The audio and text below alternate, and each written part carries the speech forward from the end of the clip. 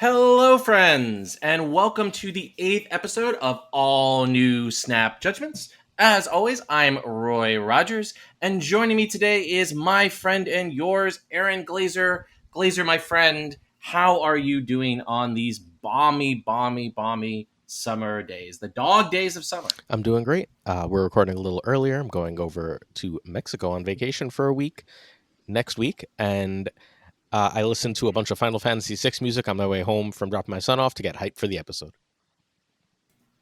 Okay. Well, since Glazer shattered, the illusion that we were doing this normally, Glazer, I'm just going to shatter the illusion of smooth transitions. And I'm going to say, Aaron, who is our very wonderful, awesome, and special guest? We've got one of my very favorite people in all of Marvel Snap. The person I talk to literally every single day. She is brilliant. She is the reason we know that spotlight caches are actually good for us, even if they make us feel bad in the process. Hi, Lauren. LaurenWhatever. Hi, how's it going? Great. How can our listeners find you? Um, I'm most active on Twitter at LaurenWhatever because it won't let me pick LaurenWhatever. I thought it was because it was taken, but when I go to change my username, it looks like it's available. They suggest it to me. It just won't work. Well, whatever. Other than that, you can. Elon Musk is thinking about that. Yeah, right. there's as far as I can tell, there's no way I can ask support like, hey, what's up with this? I also write at Marvel Snap Zone, like Glazer does. I am not nearly as prolific. My articles tend to take 1 to 2 weeks to put together. Yeah, but there's like, and I'm not even being modest. They're so much better. I'm like, I write 8 articles a week. I don't have like, I might be able to be that good if I took the time, but probably not anyway. But like, yours are so much better. Like, I've said this before. I say this on Twitter all the time whenever I chat you out. Like, if you're in Marvel Snap and you're like really trying to be competitive, you need to be reading these articles. Well, that's very sweet. And the quality is certainly a product of how long I spend on them. All right. Well, once you're done, loyal listeners, following Lauren on Twitter and reading her superior to Glazer content on Marvel Snap Zone, you should check out our socials if you aren't. Second most important is our Twitter account, which is at SnapJudgeCast. And you should definitely join the Marvel Snap Zone Discord, who help support this podcast, which is the official podcasting partner of Marvel Snap Zone. It supports Lauren, supports Glazer, and many other awesome content creators we've had on the show, and some we'll have on in the future. It's also conveniently the best large Discord in the Marvel Snap Zone community. So there's a link in the descriptions of the video. There's a link in the descriptions of the podcast episode if it's on your favorite podcast catcher. So you should definitely check out their Discord. After checking out their Discord, you can email us, and we will try to reply if we can find your email in between the kick spam that Glazer has subjected us to, which is snapjudgments@gmail.com. We're also on everyone's favorite extinct animal, social media alternative to Elon Musk's Twitter that won't let people have whatever in their name, which is Mastodon, of course. And we are Snap Judgments with an E at tabletop.vip. And most importantly, our most important social media is our YouTube channel, which is at Snap Judgments Pod, where every weekday, some weekdays, and including when Glazer is on vacation, you can check out his daily content. Aaron, if while you are enjoying the beaches of Mexico, our loyal listeners and loyal viewers want some of that energy for themselves, what can they find on the YouTube channel right now? So I've spent like weeks curating a bunch of deck lists for this particular week, and then a bunch of the OTA happened, and a bunch of ridiculously cool new decks came out, and I'm really excited to talk about them. Our friend Fazar has this amazing like super stats deck that I'll be talking about one of these days. Father Newman put together the best Agatha deck I've ever seen, and I know Roy's ears just perked up, but it is an Agatha High Evolutionary deck that like, it's so strong. I don't understand what makes it so much better than other Agatha, but that should be coming out the same day as this episode. We've got a whole bunch of stuff for you. 2 decks a day. We keep you ahead of the Snap meta, help you get infinite. Also notable, next week, you need to be on that YouTube. The week I get back, we're doing not one, but 2 giveaways. We've still got the biggest Marvel Snap season pass giveaway in the whole game, but you have to be subbed to us on YouTube to be eligible to win. We're giving away at the very least 5 season passes and probably up to something like 12. And we're giving away 3 Marvel Snap Zone premium accounts. So Marvel Snap Zone has a premium service that gives you like, it gives you like the top 10 decks of the day in terms of performance. It gives you all sorts of extra stuff. But my favorite thing, the reason I'm doing this, the reason I think that like it's now like super worth it, is that Den, who's like an absolute legend, is doing once a week group coaching for Marvel Snap Zone premium members. And I want more people to be able to take advantage of that. Awesome. Well, so folks, go on the YouTube channel right now. Follow Glazer, follow us on Twitter, do all of those great things so you can take some of Glazer's money. And who doesn't want to take other people's money and enjoy Marvel Snap at the same time? All right, let's jump right into it and talk about the new card that you all are enjoying right now, which again, since Glazer shattered the illusion that we were not doing this in advance, I will own that we have not played with this card yet. It is pure theory crafting. All right, so Lauren, as our guest, I'm going to throw to you. What do you think about Legion, this 5/8 on reveal, replace each other location with this one? What do you have to think about Legion, besides it being the best Marvel TV show? It is a good one. At least I've seen the first season. Did it go longer than that? Um, the I think Legion is slightly slept on. I know a lot of people are saying he looks fun, but they're like he's not going to be good, and I just don't think that's right. I see decks out there that are running Quake and Snowguard, and they're performing better than the community at large thinks they should be, right? Snowguard is widely regarded as one of the worst cards. Quake is severely underplayed, and Legion fits right in with those two as being location control. So I think even more than just being location control, Legion is like, let's say you have a good stats deck, something like Bounce, but Bounce is deadish. Twitching. Legion basically says I can make the location that's best for me be all the locations for at least one turn. I can flood a location last turn. I can drop my big card. I can play my Taskmaster there. If I want ongoings to be doubled, now all my ongoings are doubled. Like whatever you want, right? I think Legion is much, much, much better as a 4. I understand why he is not a 4, but I think Legion is much, much, much better as a 4. Maybe just a 4 that can't be that can't like copy Storm on 4, can only copy Storm on 5 or something along those lines. But because I want an extra turn to take advantage of that effect, because if it's only active for one turn, it limits it. I think that's the real big downside, that it limits you that one turn. But for the past several seasons, one of the very best and very most played cards has been Storm. And Legion not only works with Storm, Legion takes a poopy on opponent Storms. So I think Legion is going to be at least a solid to good card. And look, even if it's not, this card is wildly fun looking, and I plan to spend most of the rest of my season messing around with them. I think inarguably Legion is a fun card. I think he's just a little expensive for me. I just think the opportunity cost of the like 5 energy is like a lot. Like just like it's like a lot. And I think Glazer's point about it being really good in good stuff decks makes sense. But I also think like taking your turn off to do that kind of location control in a deck that's like so primed with stats, when I feel like turn 5 is actually really important every time I play against those sort of good stat decks, that they kind of need to set themselves up for their big 8 like final turn.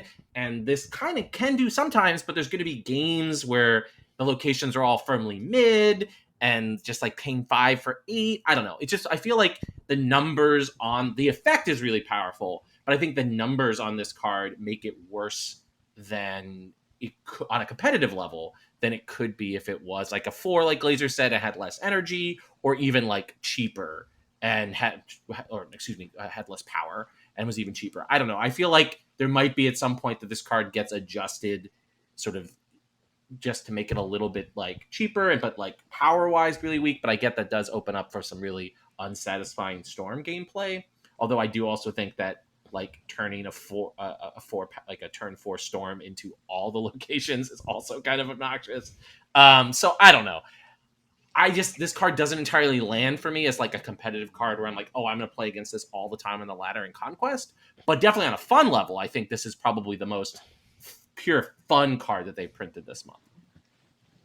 Other thoughts? So about an hour ago, I was listening to an interview that Binks was doing with Ben Brode, and Ben Brode's like, I've been playing with Legion for 3 years. I haven't played with him in the last year, so I can't remember for sure how Storm works, but he used to be a 5-2. Oh Jesus! And so when the team suggested at the last second to make him a 5-8, like 5-7 already felt high, to make him a 5-8 at the last second, he's like, oh, this might actually be a pretty good card. So I think it'll be interesting to see. Yeah. my theory for what his eventual home is not active until the end of August. But the Stat Hawk decks were already playing a 5/8 as a way to enable stature, and Black Bolt is a very good card, right?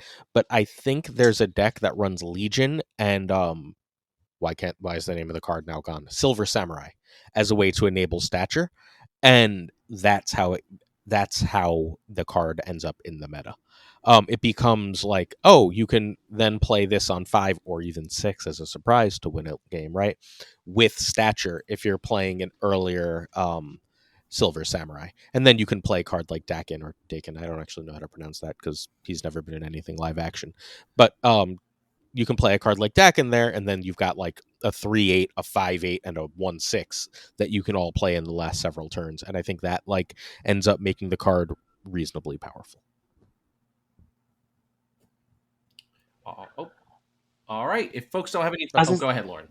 I was gonna say, what you just said about him being a surprise card. That's where I'm like, even if he was lower energy, I think you'd still play him on turn 5 or 6 because, largely speaking, he's gonna be most effective as a surprise card. So is Magic, right? Like Magic toward the end of the game is more powerful than Magic toward the beginning, but optionality has power. Yeah, and also the ability to play him with something else on turn 5. Well, and with something else on turn 6, right? Because like if you, I don't know, Polaris Absolutely. on 5, Legion and Miles doesn't seem incredible, right? Like as you're talking about it, but a 13 power last turn isn't terrible. No, that's pretty powerful. All right. So let's talk about Echo. So we have played with or against Echo. What do we think of where everybody's sort of favorite Daredevil turned Avenger, Daredevil supporting character turned Avenger? Is it Echo and Avenger now? How did they turn out?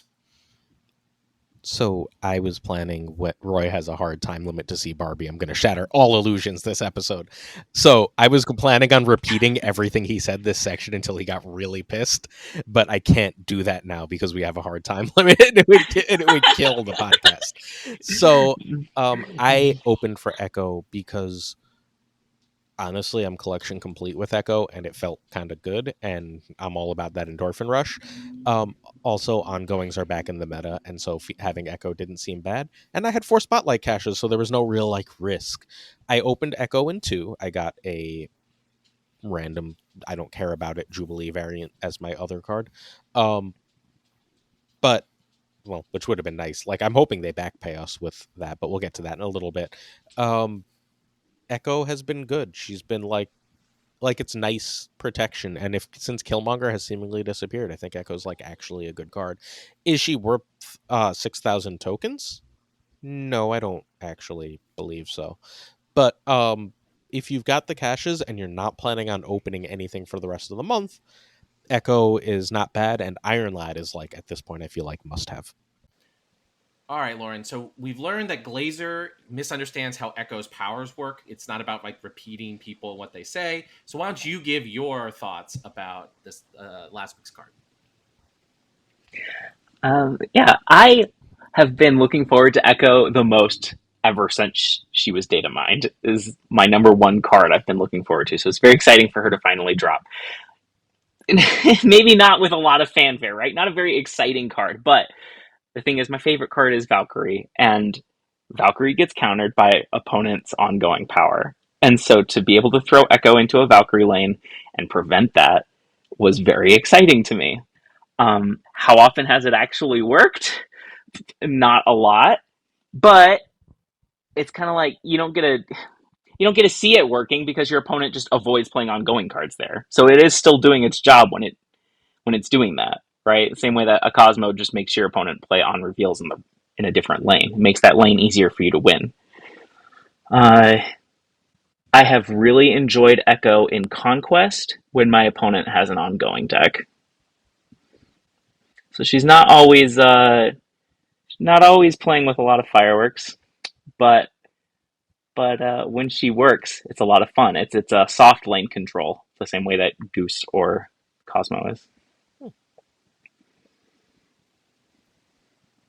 Yeah, I've been annoyed by her when my Hella is spitting out all of my ongoings, and they have 2 and 3 chance to not hit the Echo lane, and then they land in the Echo lane. That's a very frustrating experience for me. I'm just gonna say that that's my main Echo experience because I've been playing a lot of Hella, Living Tribunal, and doing other kind of nonsense like that. And my main experience is random, like being like, okay, pray to RNGesus that they don't land where she is. But yeah, that's my main experience because I did not open Echo. I opened one Spotlight cache because I had not opened any Spotlight caches at all, and I wanted to see what the experience was. I got a variant, and I was like, okay, there we go. That's a good feeling. I know that's not what you're supposed to do. I do not recommend folks at home do that, but I was like, I want to see what the hype is about, and that is what my experience was. So, all right, let's jump into talking about Gene then. So Gene is now the longest. Well, I guess Phoenix Force, but you notice how Phoenix Force isn't up there for us to talk about. But of the sort of series cards this month, she's the longest serving. So Lauren, what's your experience after 2 weeks now of Jean Grey being in the meta? Yeah, I haven't played her nearly as much as I thought I would. Um, Although maybe it's because I've already hit Infinite this season, and that's like I've been doing Surfer to hit Infinite, and she fits great there. Jean, Brood, and then you're done with that lane. I love that play pattern. um, it's very fun. There's still more I want to do with her. I think she's really interesting, and I love lane control. It's my favorite archetype to play. She is definitely very annoying to play against, but I feel like I see her mess up my opponent. Like if my opponent played Jean, I see Jean mess them up as much as she messes me up. So I think she's a high skill cap card. Glazer. I think that Echo is better right now. We're going to talk about the meta shifts, but like Gene wasn't really good, and I have a Snapzone article coming out whenever our boss decides to throw it up that says this. So if you're hearing this for the second time, sorry, or hearing it as opposed to reading it. But I think Gene was supposed to be good when Bounce went away, and now Bounce is gone. And what replaced Bounce was a bunch of cards that still, decks that still flood the board in a similar way. Stuff like Move, stuff like Thanos, that doesn't really care about Gene either. Or doesn't care to the extent you really want to in order to invest in a 3/3, which is a below average stat line. I think she's fine, right? But I think right now in the current metagame, Echo is better, despite Jean being visually a much more powerful card.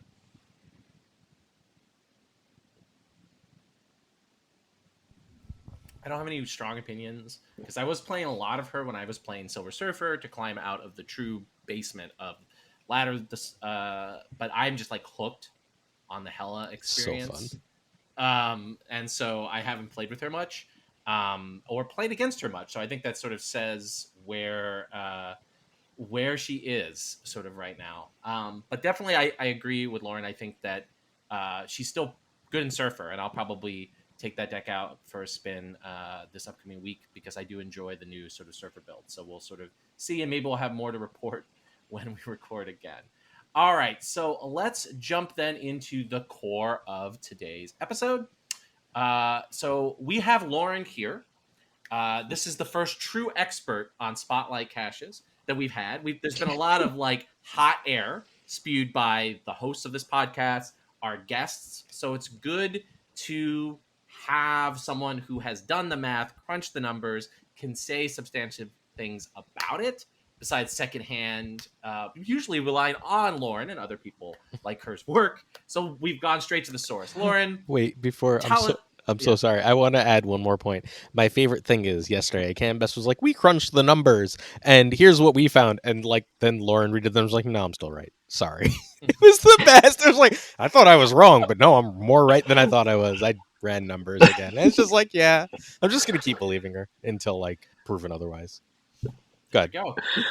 It's gonna happen one of these days, and it's gonna suck. But it's like I said in my tweets. I'm like, if that happens, when I find out I'm wrong, I would so much rather share what's right than hang on to the fact that I'm right, even though I'm not. You know, like being right is more important to me.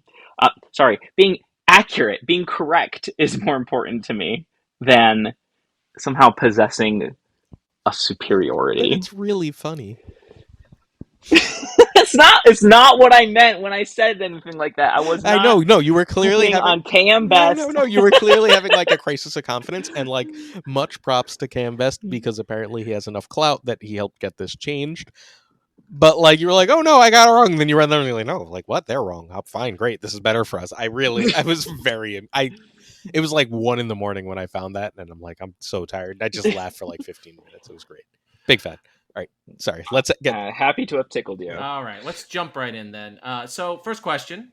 I've already expressed my experience with Spotlight caches. I've opened exactly one, which is not, as I understand it, the mathematically correct thing to do. But so did folks hoard? How did it go for you? Lauren, you're the expert, so I'm just throw all of these questions first to you. So how's your Spotlight cache experience been? Did the math live up to the hype? So far, yeah, and I haven't been bothered by random dupes the same way others have. Like, it took me 4 spotlight caches to get Gene, but I'm just like, that's gonna happen 25% of the time. It's gonna take 4 spotlight caches. That's why I went in with 4 ready to open. So of course it's disappointing that I burned 4 right off the bat, but I fully expected it. Having read many other people's accounts of interacting with the Spotlight cache system, I've softened my approach a little bit. I'm like, okay, so mathematically it's better, but clearly it doesn't feel as good to interact with. So we need to fix some things. I did hoard. I was able to save up 5, I think. So, burning 4 right off the bat kind of hurt. And I double dipped. I'm on Tucker's list. It's no list. He was joking. I would bet anything that was a joke. Like, everything about that tone was like, I'm teasing because someone asked a silly question, and then the internet did what it does.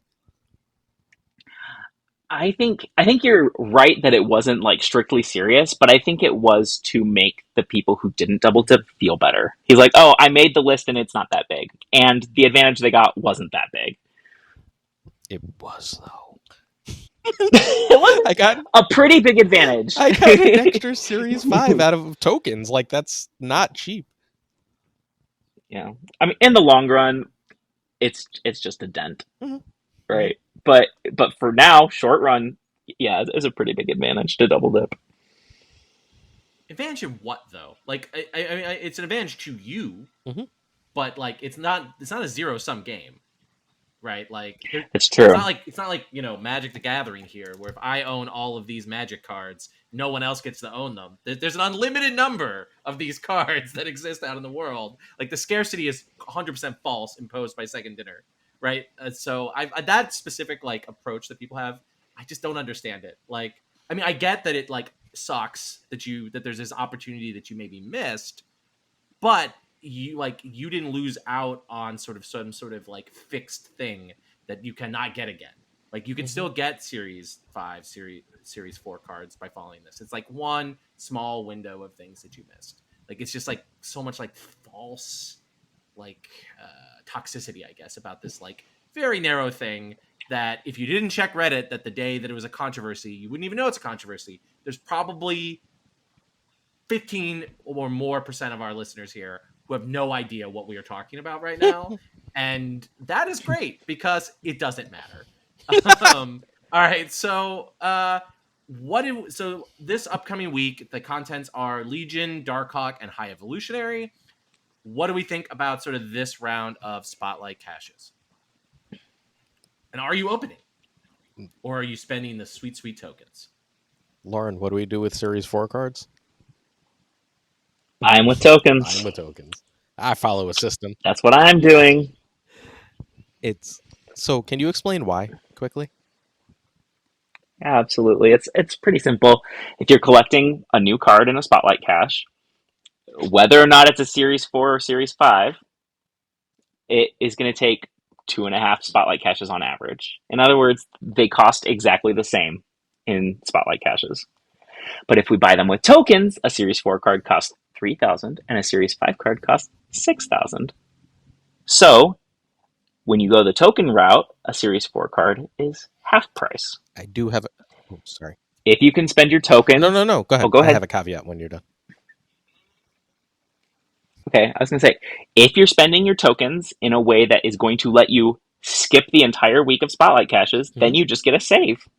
And if you do that with Series 4 cards, you can do that twice as often. You get to skip twice as many weeks. That if is important. If you are opening for Darkhawk and High Evolutionary, and we have not seen a better pair of cards in any set of caches than Darkhawk and High Evolutionary, then please don't buy Legion first. That would be a waste. If you want Darkhawk and Evolutionary, and you happen to get Legion on your way, great.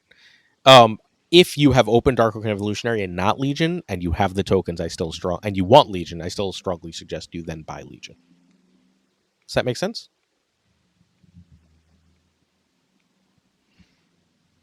I'm not sure. After you've already Mm-hmm. got those two, then it's only going to take you one or two more Spotlight caches to get Legion. I think at that point it's better Really, to do Spotlight I caches. think I'd rather spend, because if I need, my theory is, if I need both Darkhawk and High, and like, this is obviously a softer theory, right? This isn't strictly numbers. If I need both Darkhawk and High Evolutionary, odds are not far enough in the game that there won't be another time I want to open multiple Spotlight caches for more than one card. And I think having that extra value there for like Series 5 cards would have more value. That's fair. That's one way to think of it. Um, I, it is always hard too because Mm-hmm. there's the subjective factor of how much do you want Legion? Like, do you really want him? Then spend whatever Right. resources you have on him. Okay. I'm buying Legion with tokens. That's always good advice, by the way, for people to keep in mind when talking about these systems. Is if you really want a card, you should spend whatever resources you have available to you. Obviously, you shouldn't spend particularly real life resources more than you should to get a digital card, but you should just spend your resources. If you think Legion is going to be the coolest card in the whole world, then you should definitely use what resources you have available to you. Just like I did when I bought Living Tribunal with 6,000 tokens, even though that card was not like a meta card when I bought it at all. We'll get to whether it's a meta card now or not in a little bit. And I was just far-sighted rather than reckless. All right, so coming up is Spotlight caches for the week after you'll be listening to this, which are Thanos, Mirage, and Master Mold. Will you two be opening? Will you two be passing on this week? And Mirage is what, Series 5 or Series 4? 4. Series 4. Series 4. So are we going to be opening? Because not everybody has Master Mold. So there could be two cards that you want out of this. Not everybody has Thanos, or I know a lot of people who are very interested in the Thanos Spotlight variant. Um, Personally, I'm just tokens again. Tokens on Mirage. I think I'm tokens on Mirage. I'm less sold on Mirage. I feel like outside of Iron Lad and I guess Evolutionary, whenever we all get real excited about a card, it ends up more mid than it looks. It's hard for me to imagine Mirage not being at least decent, but I don't know if I need, like, let's see how many collectors tokens they give for the weekend mission as a give back for Mirage, because I'm definitely buying Mirage. I'm not opening for Mirage. I have Thanos, I have Master Mold. I bought Master Mold and I regret it. I think Master Mold is just firmly mid. Thanos is probably in the meta deck again for the 4th time in the game's history. So like Thanos is like a must have. If you're opening for Thanos, I totally understand that. but like I'm not totally sold on Mirage. I think I'm spending tokens on it, and that's kind of why I put the next week here, because I'm curious what your thoughts are on Mirage. Well, I'll just say real quick that I am not going to be opening any spotlight caches for Legion because I already own Darkhawk, and if High Evolutionary, I can take or leave Legion. I probably won't even spend tokens on Legion. Maybe I will. I don't know. But I'm definitely going to say whatever cache I have, I am going to spend because I don't have Master Mold, and I don't have Mirage, and that Thanos variant is sweet. So all of the like things that I open, I will not be sad by any of the openings. I guess the duplicate protection one, but maybe I'll high roll. Hey, who knows? But I'll probably be opening this week. But Lauren, what are your thoughts about Mirage? Real quick. I TLDR. think Mirage. Yeah, I think she's going to be good. She's Maria Hill that gives you more information and probably gives you a better card. Glazer. Which is Worst that's sales maybe pitch not a I've good ever pitch because so heard. many people Maria Hill, but like slightly better than because the so many people terrible hate Maria. card. I love Maria. I mean, but actually, Um, no. I actually think Lauren's argument is actually very strong, right? It's one of these classic things. Usually, now not always in ladder, your opponent is playing good cards in their deck. So you are guaranteed to get a card that is like constructed playable. Obviously, it can be played against some rogue deck of somebody who's, I don't know, playing nothing but I'm trying to think like what's the worst card. Like you grab an Infinite, right? Maybe like, they're playing Maria yeah. Hill. There we go. Yeah, you get an or whatever. Although I But, guess you win that like, game anyway. The chance of you hitting a good card is very high here, right? And you get some advantages for hitting that card, right? That I do think is strictly better than Maria Hill in the context of like guaranteeing that there's a constructed playable card that is going to end up in your hand. And Maria is who's a cool card. That doesn't always happen. Right. Mirage is a 2/4, right? Like, so she's a not 2/2 that gives you a card that's unless you +2. pay for that other card. I keep hearing people say that, but like that card could be a 4 cost that you never want to play. Then she's just a 2/2 that gave you a little bit of information. Which is why they're probably okay with making her a 2/4 in air quotes, right? It's because it's a conditional 2/4. Sure. It is a real good stat line. That's a good stat line, though. Well, I think the floor question is like, is a 2/2 see a card in your opponent's hand? Like, is that a good enough floor? I guess is really what you have to ask yourself if you're like really like this card. You know, my opponent I'll always hit their High Evolutionary. Like, let's say that's what you always hit, which might be one of the worst constructible playable cards to get off Mirage. What do we think? So like, is that a good enough? My thought process has been since, and we're getting a little ahead of ourselves, but Spider-Ham is now a 2/2. Outside of hand-sized decks, and hand-sized decks certainly, outside of hand-sized decks, I think I'd always prefer Spider-Ham.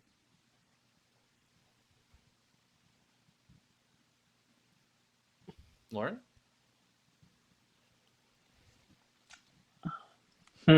I think that's probably true. Hand-sized decks and Valkyrie, where you want more bodies on the board.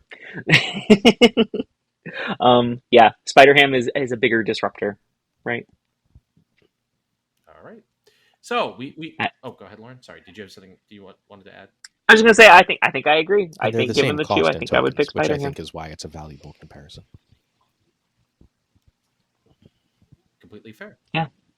All right. So speaking of tokens, all of the sort of shitstorm of the last couple of weeks over the value of spotlight caches did lead to some pretty major changes that are happening. So what do we think about the thoughts on the change to 1K tokens in boxes? It's a big change. It makes it makes your collection much easier to hit a high percentage, including 100% if you're buying the season pass. I've added the gravity charts if you want to flip ahead. It's only going to be useful for the YouTube viewers. Our loyal listeners can go to the show notes, though, which are, if you're not driving, you can click on the show notes, which are in the episode description on iTunes. So the first one is the variant, and you can see the gravity chart intersects at obviously different points based on where you are. Gets better with the random dupe being 1,000 tokens by like a not inconsiderable amount. Like that's a visual difference. I think if you flip between those back and forth, you can see like now free to play with strategy goes does better than season Hmm. pass did Yeah, in the that's old amazing. system. Like that's a big bump. And I don't like the third one. I don't want to talk about it right now. Well, I'm gonna Okay, we don't have say to. things about that when we get a little further ahead. But so it's an amazing change, right? Like I have no real complaint about it. Other changes that might help people feel better, because obviously it's about feeling at this point. Lauren, any suggestions? I think there's still Hmm. they need to address 50 tokens as the fallback for Series 3 cards in collector's reserves. There is enough, whether or not it's balanced, I would say it is. Look at the gravity chart now. There's enough stink about it. People who don't feel good opening 50 tokens that you've got to We do also something just need a about that. reason to open our non spotlight caches at all, right? Otherwise, just hoarding them for years on end until they hopefully get better seems like a perfectly viable option. 50 tokens isn't like a good enough deal to bother. Um, a thing I wouldn't hate, and this is obviously going to break the system, but like it's my hopeful thing, because my least favorite thing to do is open those random like 25 boosters. Make those collector's tokens every time. Make those like 10 to 15 collector's tokens every single time. And like let that be a way to do it, but you can only open them if you're opening your like collector reserve or whatever. There's very little reason to hoard the regular collector's reserves, at least until series drops come back. But like you should be able to get like some small amount of tokens there, and then I don't think you have to increase the tokens as much in the other ways. At least that's my like small little hope. I don't think they're going to change those. I think they like those, and no one bothers to complain about them. And complaints seem to be their main motivator. But like, if not, then just go up to 100, make the minimum 100, and call it a day. It's not going to be that huge of a difference, I don't believe. Although math might say otherwise. Yeah, they might not have like the players might not have been happy with Hmm. 100 if that's what it was initially dropped to. But if you go too far, if you drop to 50 and then correct to 100, maybe 100 will be good enough. I think though getting rid of the boosters is something they're not going to want to do, because the boosters I think are in there one to provide like a miss that still gives you something, but also I think it's for the people who spend money but don't play that much, right? Like so that they have access to boosters to upgrade their cards. Like that's like none of us are sort of in that situation, but I think there are plenty of people out there in this sort of like casual collector crowd who may not play enough to get like unlimited boosters on their favorite cards, and just dumping boosters into their economy is something that is really important. Just like that, like credits to upgrade is like there for a very specific audience, people who are money rich but time poor when it comes to Marvel Snap. And I think that that's something that like they don't necessarily want to move from their economy, because there is like they get both a benefit that it's a miss but still gives something concrete for people like us, but it's also an upside for people who are different, that is a very spendy corner of the community that does need to be serviced in a way. I think that's a great point. All right. So, what is the strategy going forward? We sort of talked about other changes that could help, but we could throw things in there. What is, might be second dinner strategy going forward vis-a-vis spotlight caches? This is you. I think this is the chart you don't want to talk about. I think it is likely non-zero chance that they're going to stop direct to Series 4 releases. It's just it's a way that only hurts players at the very top of collection and doesn't hurt that bad. Um, and now that it's like we were talking about before, where inside of Spotlight caches, Series 4 and Series 5 cards are equal value. Inside of tokens, Series 4 are half value, or half the cost.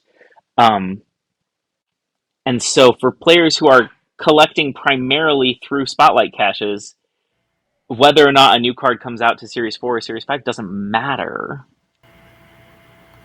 I would hate that very, very much. I think the reason I'm okay, at least to some extent, with them, the quote unquote flexible series drops, is that some are releasing direct into Series 4, and therefore when they resume should degrade faster. And I'm aware they can just drop from Season 5 Series 5, excuse me, without too much trouble. But I really, really, really like.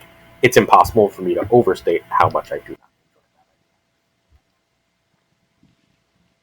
That's a good point, and I think we need to remember like series drops have to come back, or else the new system is worse.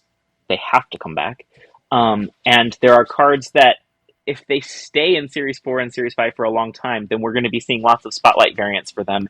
And who cares about the fourth Snow Guard variant, let alone the first Snow Guard Spotlight variant?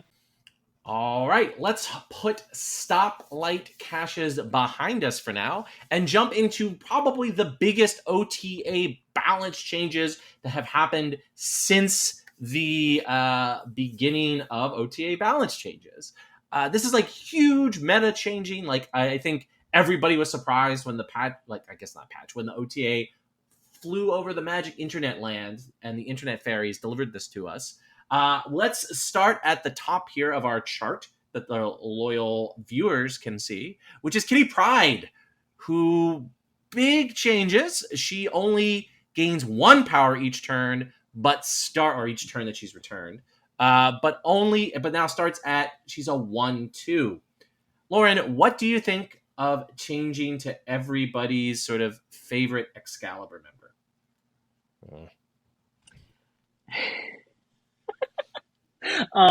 I think that I think Bounce needed these balance changes. It needed some of their cards to gain base power. Is part of what made them really strong is that they could pop down a bunch of power, and then we have Ravonna around the corner that's going to make them even cheaper to play if they start at low power. And that's a problem. And I think we know that Second Dinner has balanced in sight of upcoming cards before. And I think that that's a big part of what happened here. I think Kitty had to go. I think she was the best card in the game. She fit into every shell. There was Kitty in lockdown decks. There was Kitty in Shuri decks. There was Kitty in bounce decks. There's Kitty in Sarah decks. There's Kitty was just too good. She had to be normalized for the rest of the game. I think that this is very positive. This is what a month ago. Drew Barry suggested on this very show, right? Like Drew Barry was like, 1/2+1. That's what we do here. It's the best thing. And like, I'm a big believer that certain people certain intelligent people think an awful lot about certain subjects. And Drew Barry thinks a lot about how cards fit into games and card balance. And when he said that, I was like, well, unless I have a really strong reason to doubt you, because this is your area of expertise, I'm willing to give you the benefit of the doubt. And it turns out, early return suggests that he was correct, that this is a really, really good way to balance Kitty. All right, so we're gonna. Does anybody have any other points that they want to make about Kitty? I like late game Kitty a lot better now. It's nice that she's not a dead draw. Yeah, that's very true. So before we go on, we're going to look at 3 different Kitty decks. I want to go back one, and quickly, we're going to compare everything to like how it plays to the new meta deck.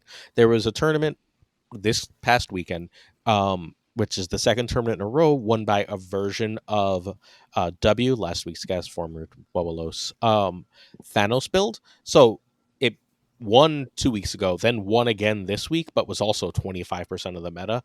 Like 3 of the top 8 decks, and then like half of the things that were 5 and 2 as well, or like 2 or 3 things that were 5 and 2 as well. So like this is, until further notice, going to be the meta deck. If people aren't playing this yet, I'm going to run us through the deck list quickly and the strategy, and then as we talk, we'll compare to this. Is that fair? Yep. Cool. So it is a Thanos list, obviously. It's running Psylocke in order to get out one of the deck's 5 cost cards early. 4 you want to play early, the 5th you don't. They are Blue Marvel, Devil Dinosaur, Professor X, Claw, and Spider-Man. You don't want to play Spider-Man until turn 5. That's a waste. And now sometimes turn 6. But you do want to get Professor X out a turn early. The other cards in the deck are all relatively self-explanatory toward that game plan. Iron Lad helps you hit one of these. Shang-Chi gets rid of a big thing. Cosmo is great in the meta right now. Jeff is in the deck. Jeff helps jump into that Professor X lane as necessary. And then the last card, which is great in the mirror and great against various other things that we're going to talk about today, is the one and only Super Skrull. That's the ad that Sven, who won this week's deck, I believe it's actually pronounced Sven, excuse me. Sven added to this deck instead of Luke Cage because High Evolutionary has left the meta, or at least High Evolutionary negative power has left the meta. We all good to move on to Kitty?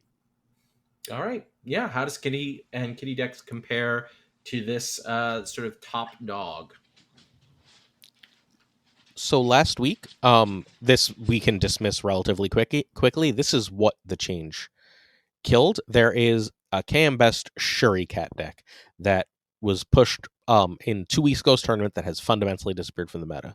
The idea was that you could on 5 Shuri and Kitty, and then on 6 Kitty and Taskmaster, and get similar power to a She-Hulk or Red Skull Taskmaster, and thus win the game. That is gone because Kitty does not get nearly big enough for that play to have value anymore. You're getting like a 14 power Kitty and then a 14 power Taskmaster, and that's powerful, right? But it's not necessarily worth spending your game plan on. So that deck, which was seemingly going to be a meta force, has now all but disappeared. Anyone have any thoughts on that, or can we just go? I hear no thoughts.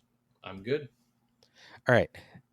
This is one of the main homes of Kitty. This is a top 8 deck from the same tournament. It's Gani's Battle Arena deck. It's basically just a Sarah Miracle deck that runs Kitty. I think that this is a reasonable home for the card now. It's no longer helping to go over the top, but it operates as an enabler for cards like Angela, Bishop, and Hitmonkey. Thoughts on this deck?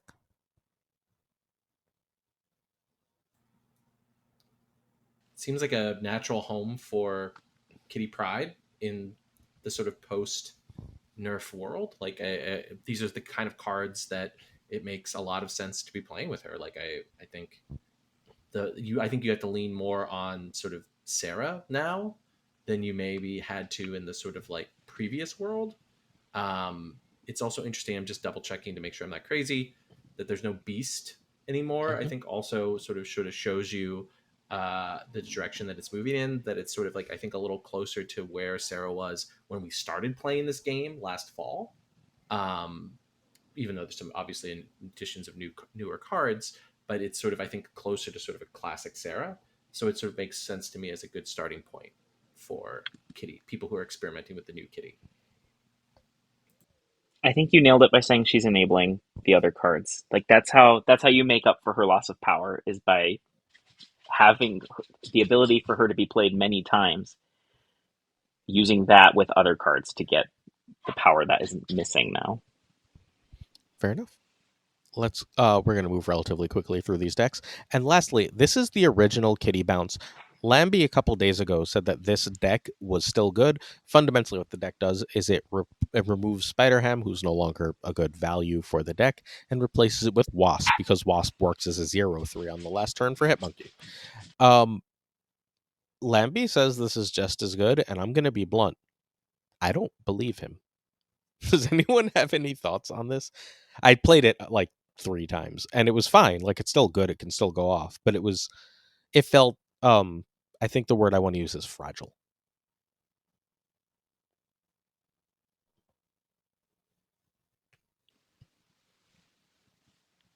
We've got careful consideration. I can see it on our other host faces. I know you can't.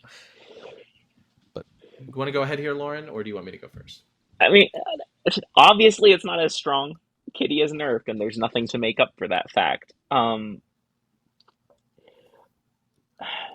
is the loss of Kitty alone enough to ruin the deck? I mean, if she bounces 3 times, that's when you start getting less power with her, right? She used to be, so that would be, she would be a 4/6 before, and now she's a 4/5. That's the point where you start losing power. So yeah, weaker, but I'm surprised to hear so much weaker. So the other thing that's lost, and it's much more quietly lost, is you get significantly less Bast value on your Hitmonkey. Oh, that's a very good point. So that Bast, Yeah, Hitmonkey being expensive. yeah, that Hitmonkey change plus, like, that's what the Wasp is trying to make up for, I think, and we'll talk more about Hitmonkey in a second. But like, I think that losing that value on Hitmonkey and like, I mean, you were never really trying to best Kitty, right? But like losing that value on Hitmonkey really, really hurts the deck. And like, now you're just losing power in a lot of small places, right? You're losing a little value on Hitmonkey, you're losing a little value on Kitty. You have to run Wasp so you have less control, and now you're still losing that power on Beast. And it's a lot of like little things that add up in gameplay.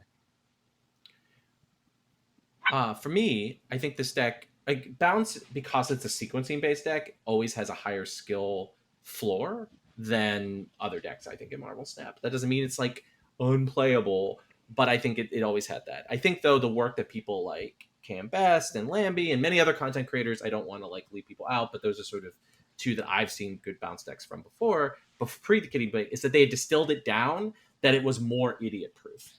Right, where like there were the play lines were a little bit more obvious. Somebody like me can play it and have some success, and that is always like that means that the floor has reached the median player. This, I think, is closer to when Hooglin started popularizing it, when that big streamer meta event happened that he was like fourth or something like that in, where it's more fiddly now. Like that's the thing. The consistency has gone down a little bit more, and so I think that the deck is still good. People like Lambie are gonna win, because they are in the top X% of people who play. But I think it's back to being this fiddly deck that obviously is an impossible play, and medium players will have some success, but they're not going to have the consistent success that they had with the sort of where it was when Kitty was a much more like flexible card, like, or more powerful card. I don't know what the flexible is not the right word, but like more straightforwardly powerful card. She's been, I think, actually nerfed. And that's sort of where it is. Like, this deck is still powerful. It's still, if an opponent knows what they're doing, you should definitely be afraid of this card. But just like the randos that you'll see trying to climb to infinite, they're going to be a lot less consistent with this. And I think there's more outs to beat it than there were before the nerf. Okay, let's keep going. Hitmonkey. Any thoughts on Hitmonkey? Lauren? I think he might have been hit the hardest. Me too. That's because I mean, it's his ability, right? He wants other cards played with him, and so making him cost even 1 energy more, that's a trade in power. That is, it feels a lot harder than what the other cards got. It also makes it way harder to bounce your Hitmonkey and use his ability twice. So the argument I've seen is that he costs 1 more, which means you're playing in general 1 less card with him on the last turn, and he's got 2 power instead of 0, and that's what he would be gaining instead. But what's not accounted for is that you're losing the power of that last card you're playing as well. So like, he's not technically losing power, except that he's also still costing you power. And I think that that's a really big difference. He does, however, now work with Surfer. That's, yeah. I think that it is a nerf. I think straightforwardly. I think the card is actually closer to where I felt like they intended Hitmonkey to be, which when they like designed the card, which is more honest than the bounce decks were with Hitmonkey. Like, I don't think they designed Hitmonkey really to be consistently used twice. And I think putting him here and basically making him like a Sarah Surfer card, like, is where I think they wanted the card to be originally, which is that sort of like a sort of like a top end sort of big flourishy card versus one that you're going to see bounced multiple times. But that's me, of course, trying to read Second Dinner's mind. But I mean, this is definitely, I agree with Lauren 100% that this is a nerf, but like all cards that get the nerf to be kicked into the 3 cost, I think that is a good place for cards to end up, because like you could just put it in Surfer, and you know, that's a fun synergistic way to play the card and makes it always playable, right? If you take a 2-cost card that's busted, nerf it some, but dump it into 3, the players can still play it in a powerful archetype, and that I think is a good place to be. Even though obviously the Lambie deck shows that Hitmonkey is still fine in bounce. I don't know that it's fine in bounce anymore. I think it's okay. I don't know that it's fine in bounce. I don't know if that's true. I mean, that could just be it. Can still hit 10 power pretty easily as long as you're playing it with Mysterio. So But a 310 is a lot weaker than a 210. and now you need Sarah to really like feel good about doing that, right? Like it if what's it on turn 5 if you're playing just it and Mysterio? It's 3/8 then, right? So Yeah. like you're getting 12 power on turn 5. That's still really good. Look, it's not bad. It's just it went from busted to good. And like that feel like that it went down I think 2 gradations in quality is a big deal. I have a feeling Yeah. though, like a lot of the cards that are like go from busted to good, people are going to sleep on it for a while, and then it's going to come back. Mhm. We saw that, of course, with Surfer being the one that is, I think, the biggest, but also Zabu. But Sabu went busted to great, just one Yeah, that's takedown. fair. That's fair. Sevu still has a real argument for the best card in the game. It's just like there was no argument before. Okay, so I think this deck is now dead. There was a type of Hitmonkey that was basically like the double Hitmonkey She-Hulk, and I think that deck has gotten really good now again, largely thanks to the magic buff, which we'll talk about later. But I think that Hitmonkey and to some extent Kitty can no longer operate in that type of deck. And I don't have any thoughts on Hitmonkey in like Moon Girl style decks. I always personally found these to be not the Hitmonkey decks I was losing to the most. Hmm. So I don't know. Well, a lot of that was that these just died a wave immediately, right? Like when they changed wave and when Sandman was good, like those were hard losses that you could do nothing about. Whereas bounce you could outplay or play around or figure it out. These always had a really, really high power ceiling at the time, but because the answers were so easy, they couldn't be the deck. Yeah. Lauren? Probably already covered it. Hitmonkey's increased cost makes Moon Girl Hitmonkey useless. Yeah. All right, this is, I think, where Hitmonkey ends up. This is the most current version I could find of Safety's. Well, could find. I literally asked him. It's the most current version, I promise. It's the most current version of Safety Surfer. There was a version of this that was bouncier earlier. This basically cuts the bounce and instead says, "Come match my power." It's running. It's running Bast, Kitty, Angela, Mysterio as its low end, then a ton of threes along with Hitmonkey and Magic, and it's trying to end the game with a Sarah and a Surfer, and it has a turn 5 or a turn 6 to play Sarah. I think this deck is sweet and will end up a meta deck. Anyone thoughts on it? What it does well, what it does poorly?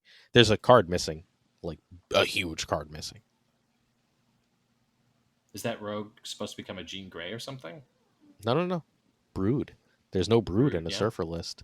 That's like almost that's so unheard of. weird. Maybe Wolfsbane could become that Brood. Yeah, I don't know the intricacies of building Surfer decks, and I trust Safety that there's a logic that some of the like Brood being the big one, but also I think Jean isn't here, and I would be interested to see. I'm sure maybe Safety will talk about it on Marvel Snap Zone.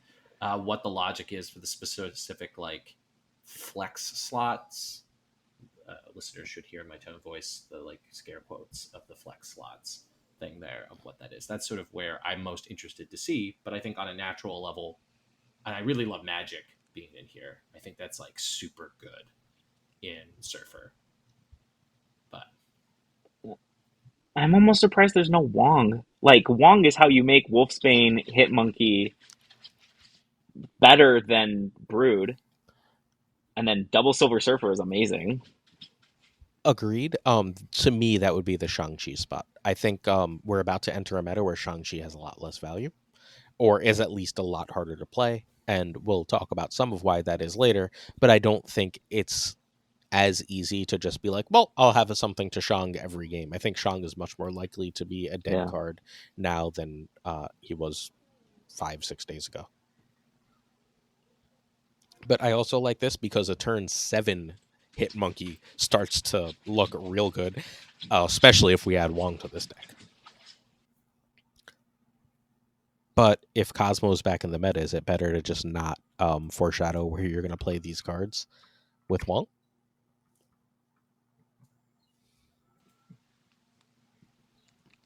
That's a good point. Wong is hard to pull off correctly, but when you can, I don't know. I think it's Brood instead of Wolfsbane if you don't have Wong. I could see that. Wolfsbane is both are great hits with Bast, right? But Wolfsbane feels exceedingly overpowered with Bast relatively often. I think the idea is that if you don't get Surfer, but you've got Magic, so you should be getting Surfer more often. That if you don't get Surfer, Wolfsbane is a significantly better card. That's fair. Yeah. Although significantly, 3-7 versus 3-6, right? Like, But if you don't hit Sarah, Brood is better, right? So yeah, I don't know. yeah. There's There's like pros Brood and cons. Surfers more. Yeah, there's like it goes by. Again, that's why I just like to see what safety's specific arguments are versus like us trying to read their mind, which we should only save for doing for second dinner. All right, let's move on. I believe Spider Ham is the next thing on our agenda. Spider Ham became a 2/2. This is a big one. Lauren, what are you think of everybody's favorite pig who was unjustly marginalized in the most recent Spider-Verse movie? We didn't get enough Spider-Ham content because Mulaney was busy. Oh, I totally agree. Spider-Ham and Spider-Man Noir both, I love Spider-Man. and Penny Parker, all very absent from the latest. So Penny at least got a line. looks like they're gonna correct it. So,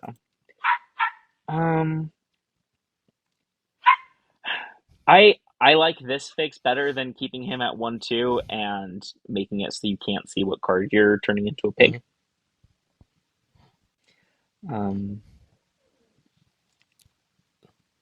I mean, they said that Spider-Ham is used all over the place, but they're counting him as a bounce nerf because that's where he's the strongest.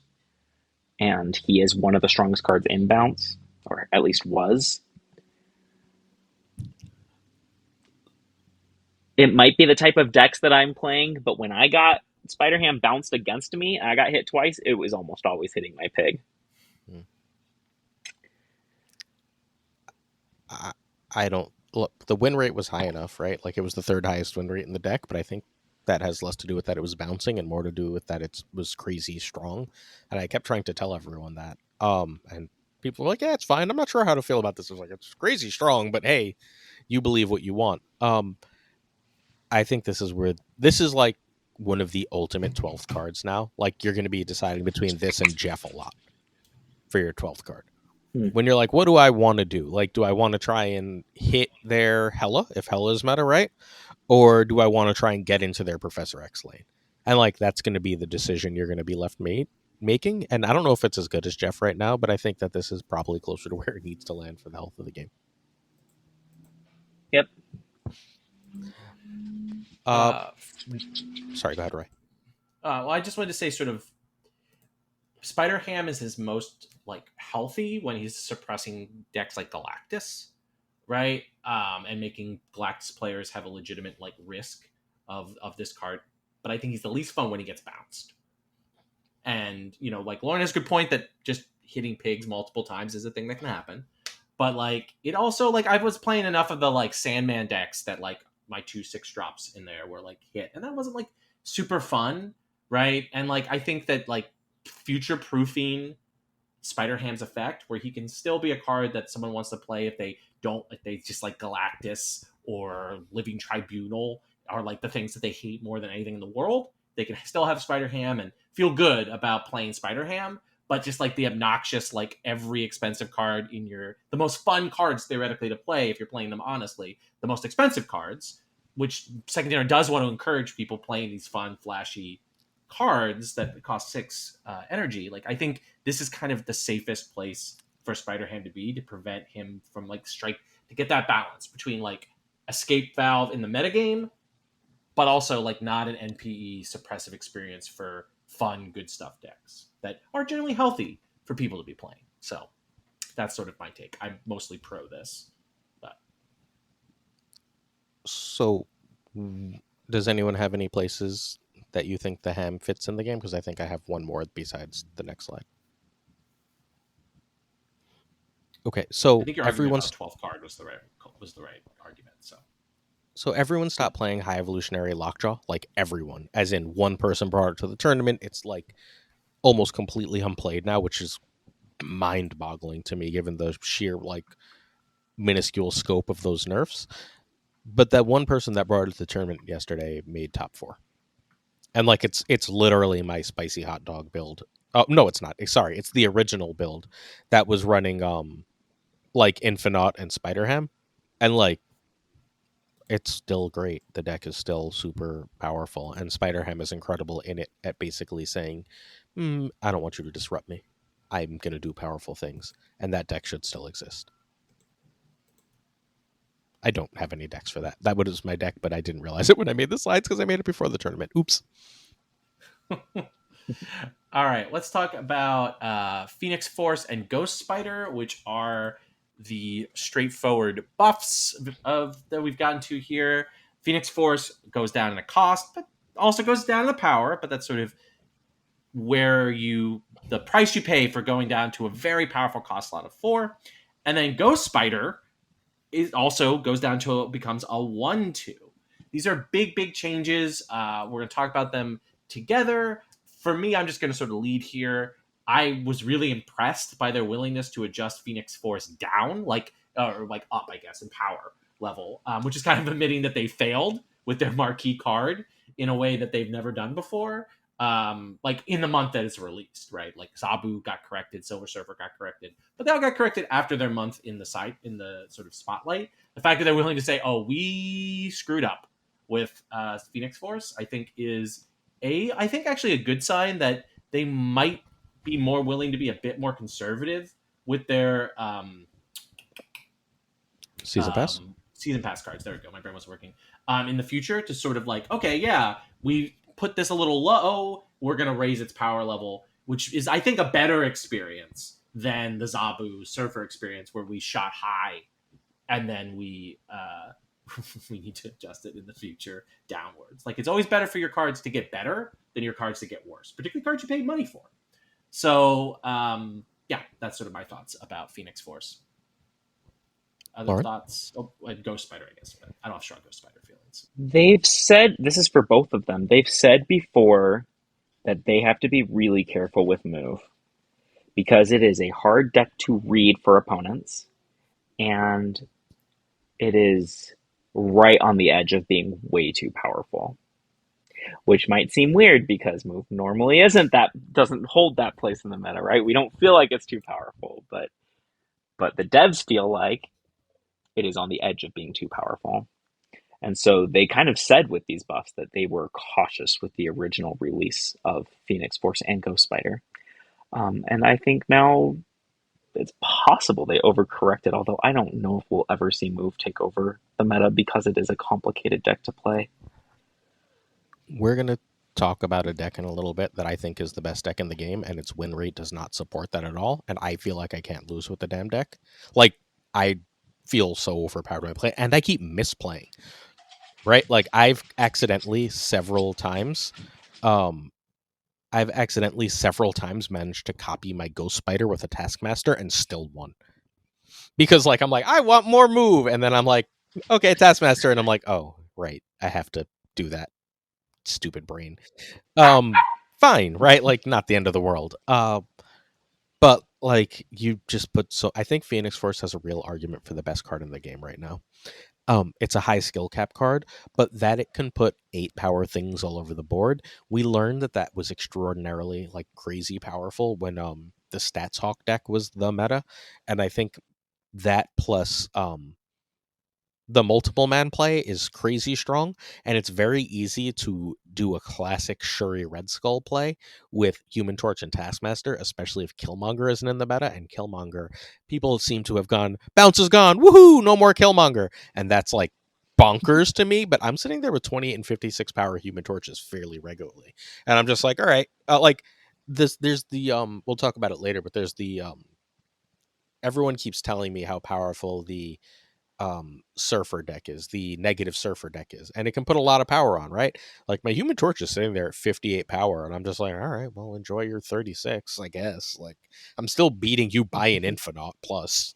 Like, and if I get an extra move on top of that because you played Magic, right? Like, it's just, I feel like it's crazy, crazy strong, and it's like bonkers levels of strength.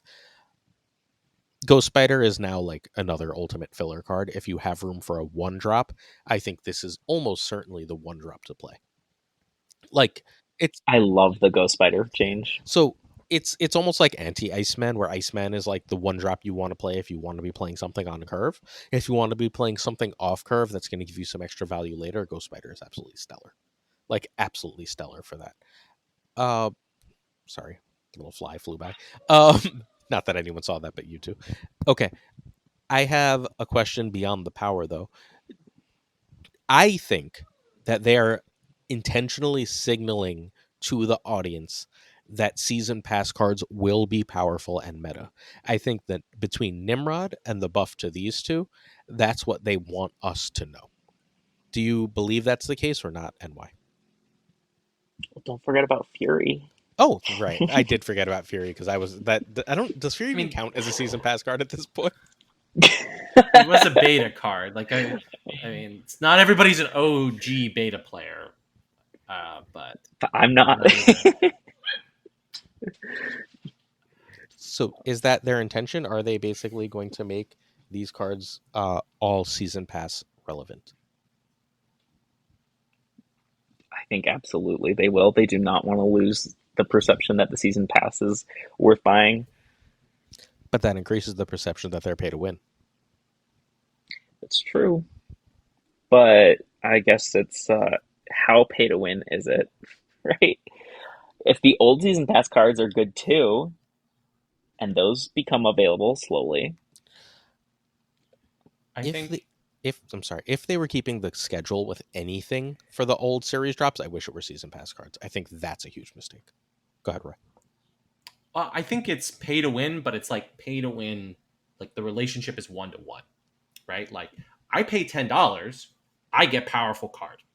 Versus I pay $50 and I roll the dice a bunch of times and hopefully I get the cards that I want, right? I think that because there's a 1-to-1 relationship between the money you spend and the card you get, I think it's okay for season pass. That's where you want to put your pay to win like points the most, right? Because people like obviously can be like, I can find $10 a month in my budget to buy the season pass card plus all the extra variants and collectibles and whatever, and I can get that, right? And there's no like randomness. And I think again, that's okay for the place to put those points because all collectible games are pay to win to some extent. Some are more pay to win, some are less pay to win, but they're always going to be at least a little bit pay to win, right? And this is where you want to put your points. Where I think like caches are places where you want to put your points less of like, and this is, and $10, that's what, $120 a year. Like that's a good amount of chunk of change, but it is spread over like a bit more affordable of like a Netflix subscription, right? Level of stuff where if Marvel Snap is a priority for you, like I think $10 a month is a decent ask for the company to say, okay, and you get a powerful card every month that either supports a really powerful archetype that is accessible from hopefully from like series 3 lower and or gives you a new archetype to build.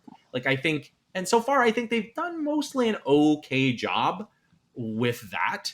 Obviously sometimes too okay of a job in the case of Zabu and Surfer and right, but I think that again, I think I've said this with multiple since we started doing this show. I think season pass cards are a safe place to put those points because they're not random.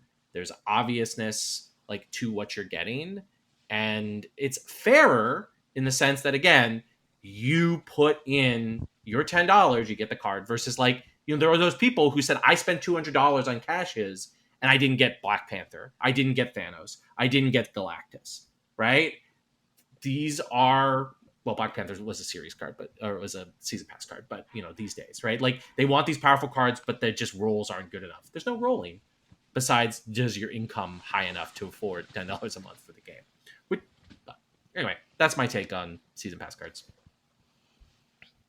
Yeah, if your hobby costs $10, it's not a very expensive hobby. I can take that. Let's get to the decks. Sorry, any further thoughts about Phoenix Force or Ghost Spider before we get deck specific? you all had great points, so I'm good to go and talk about decks. Okay, I think this is the best deck in the game. It is fundamentally the little move package with Shuri, Taskmaster, and Red Skull. It's like the move Destroy Phoenix Force package that you see in 1,000 decks, and then when you don't see the right pieces, you just go, okay, Shuri, Red Skull, Taskmaster, have a great day. And that still wins you, an awful lot of games of Marvel Snap because it's Shuri, Taskmaster, and Red Skull. Also, like, crap is opponents playing Magic good for this deck. Which is rampant right now. It's everywhere, and every time they do, I'm like, so I've got a 50 power Human Torch. Now I'm just gonna drop a 28 power Red Skull too, and I'll Taskmaster one of the two. What are you gonna do? Like, be sad? I've seen people misplay this deck so rampantly. It's completely freaking ridiculous. The sheer number of people I see drop Iron Fist on one, or like pull their Human Torch with Taskmaster on two, and then they have to destroy both of them is absolutely bonkers. Please stop doing that. You stop. You'll move Human Torch when Human Torch has double power. Save the one drops there for later, right? Like, I've seen people wait a turn to Shuri their Human Torch they're bringing back. Human Torch moves once if you play it the turn sooner and already doubles itself. Thank you. Like, people need to think more when they play this deck. Is move harder to play than bounce? Yes, without question. Which I think goes to, it's even if it's really good, it's going to be hard for it to ever be the deck that you're seeing the most. But we see Thanos be the deck. And like, Thanos is, I think, the hardest thing to play. I actually think move is the hardest thing to play well.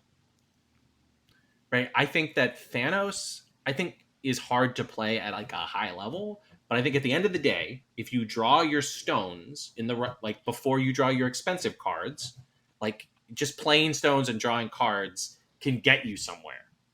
In a way that, like, if you put a card in the wrong lane in move and it needs to be and you can't move it to the right lane, you screwed up. Like, in a way that can just like cost you the game, in a way that like playing your reality stone in the wrong lane isn't necessarily going to be as disastrous as some of the big sequencing mistakes you can make in move. Phoenix like bringing back Ghost Spider over and over again. Yes, that kind of thing. Right, so maybe Thanos has the higher skill ceiling, but move has the highest skill floor. Yeah. I like that. Yeah. But if you're like willing to take the time, I think this is the deck to learn. Like, when I play it, and I've lost like 2 games with it. Safety's got he fluctuates between a 65 and 70% win rate with it, and like, I feel ridiculously overpowered in the game when I play, in the same way I do with all the other best decks that get nerfed, where it's just like, I'm not doing something on the same axis as the rest of the game, and I don't know what you're supposed to do to not let me do this except get lucky. All right, let's jump to the next deck.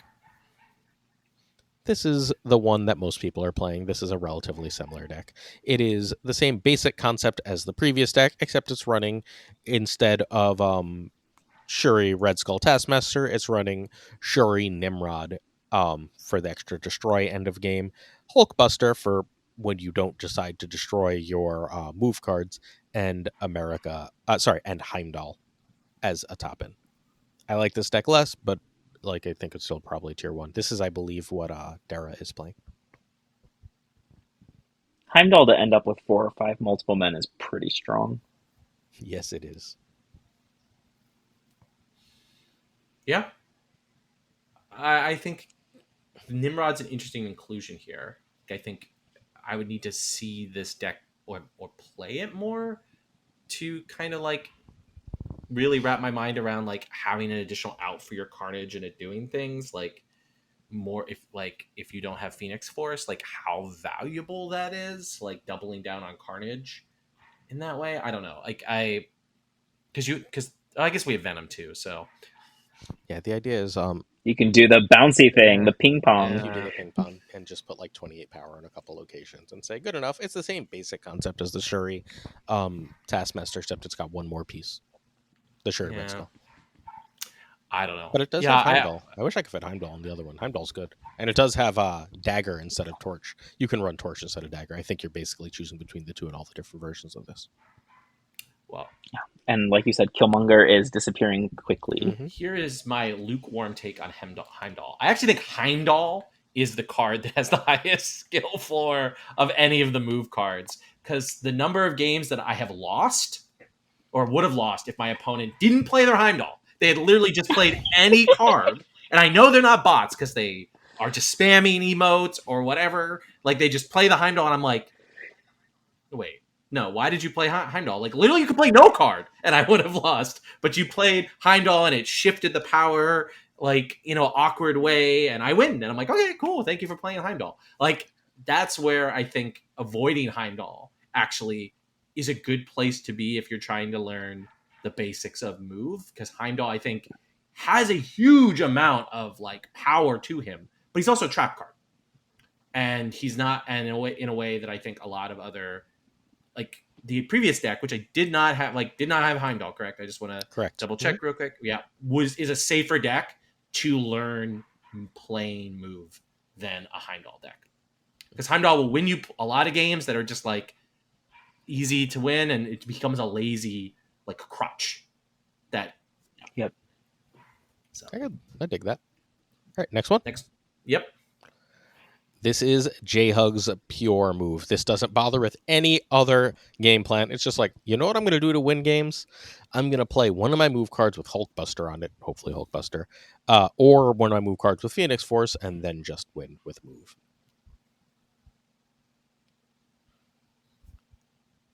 Seems all in and reasonable. Love J-Hugs to death. So, but I think it has the same problem that we talked about last, I guess.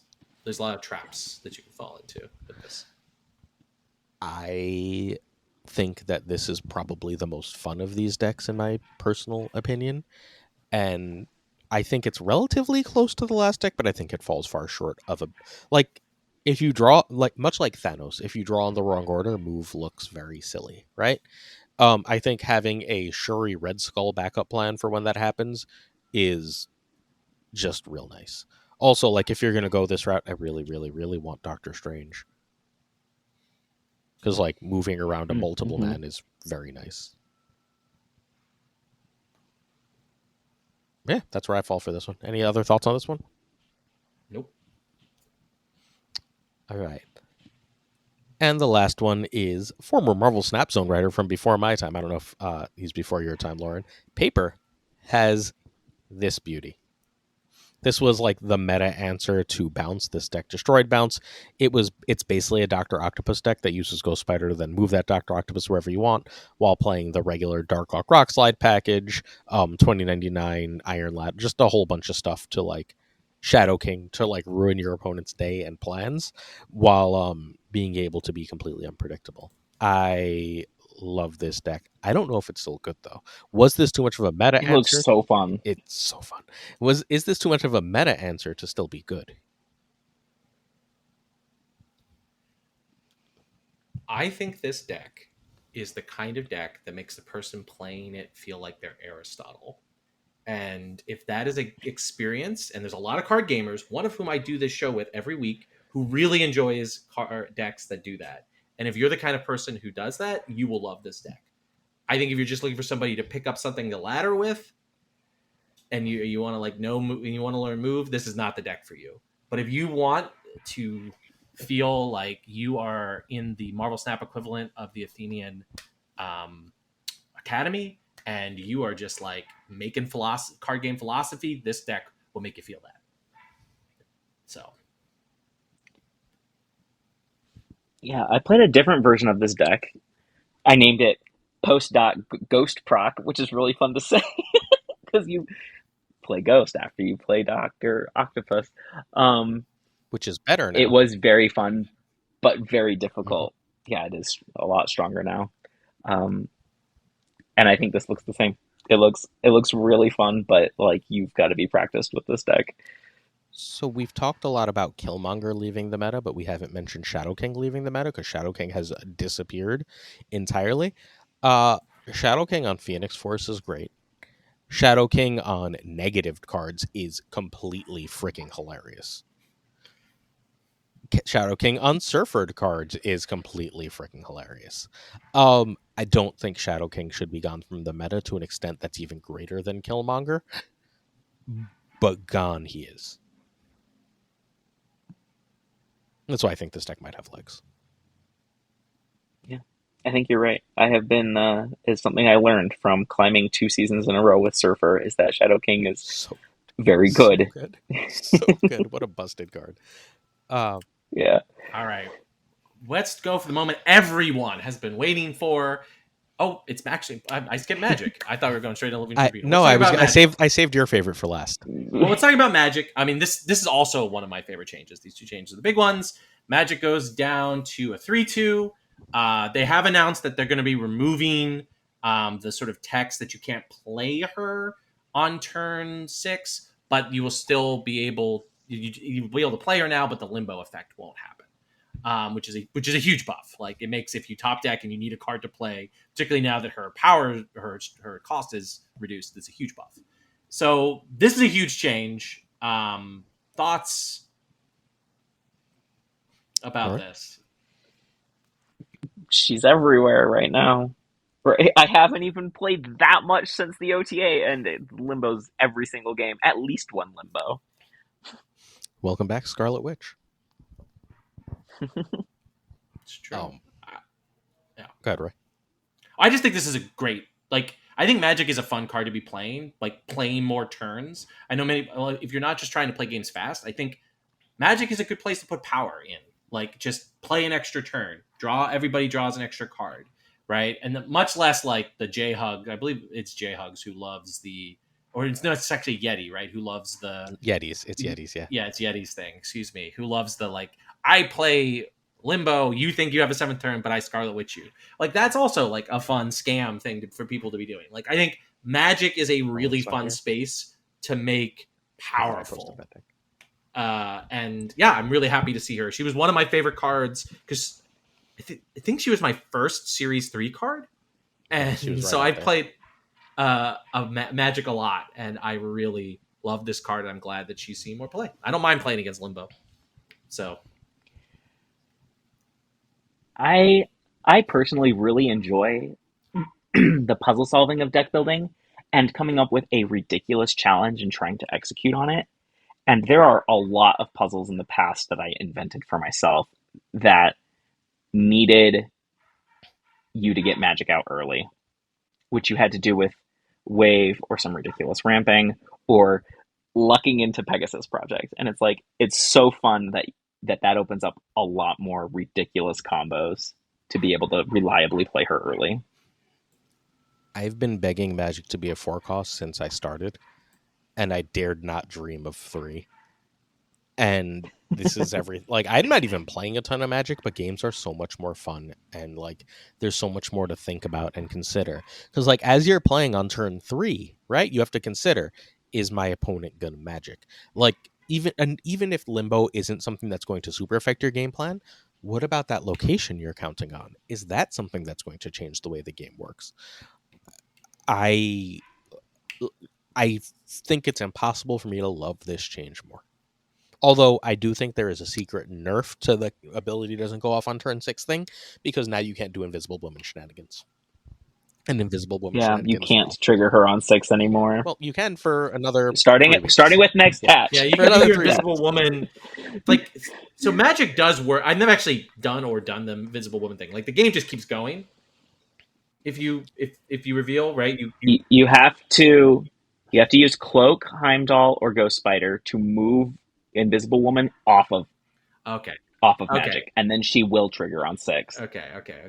I see. So what I was excited for was a turn 5 play of directly Invisible Woman Magic, and then turn 6, your next play is Ghost Spider into whatever the hell else you want, and you're just like, haha, got him, and yeah, it's gonna be gone, but it was one of my favorite plays in the game.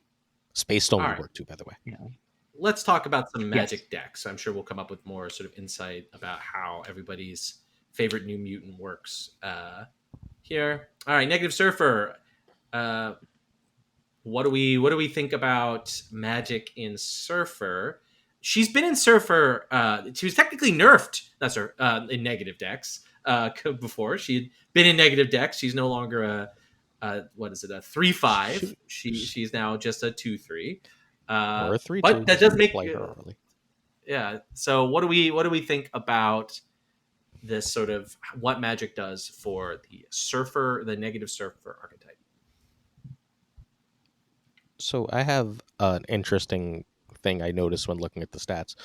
One, a lot of these decks, this is, I want to say, the TLSG version. I believe both TLSG and Cozy put out versions, and then like people have been iterating on those versions.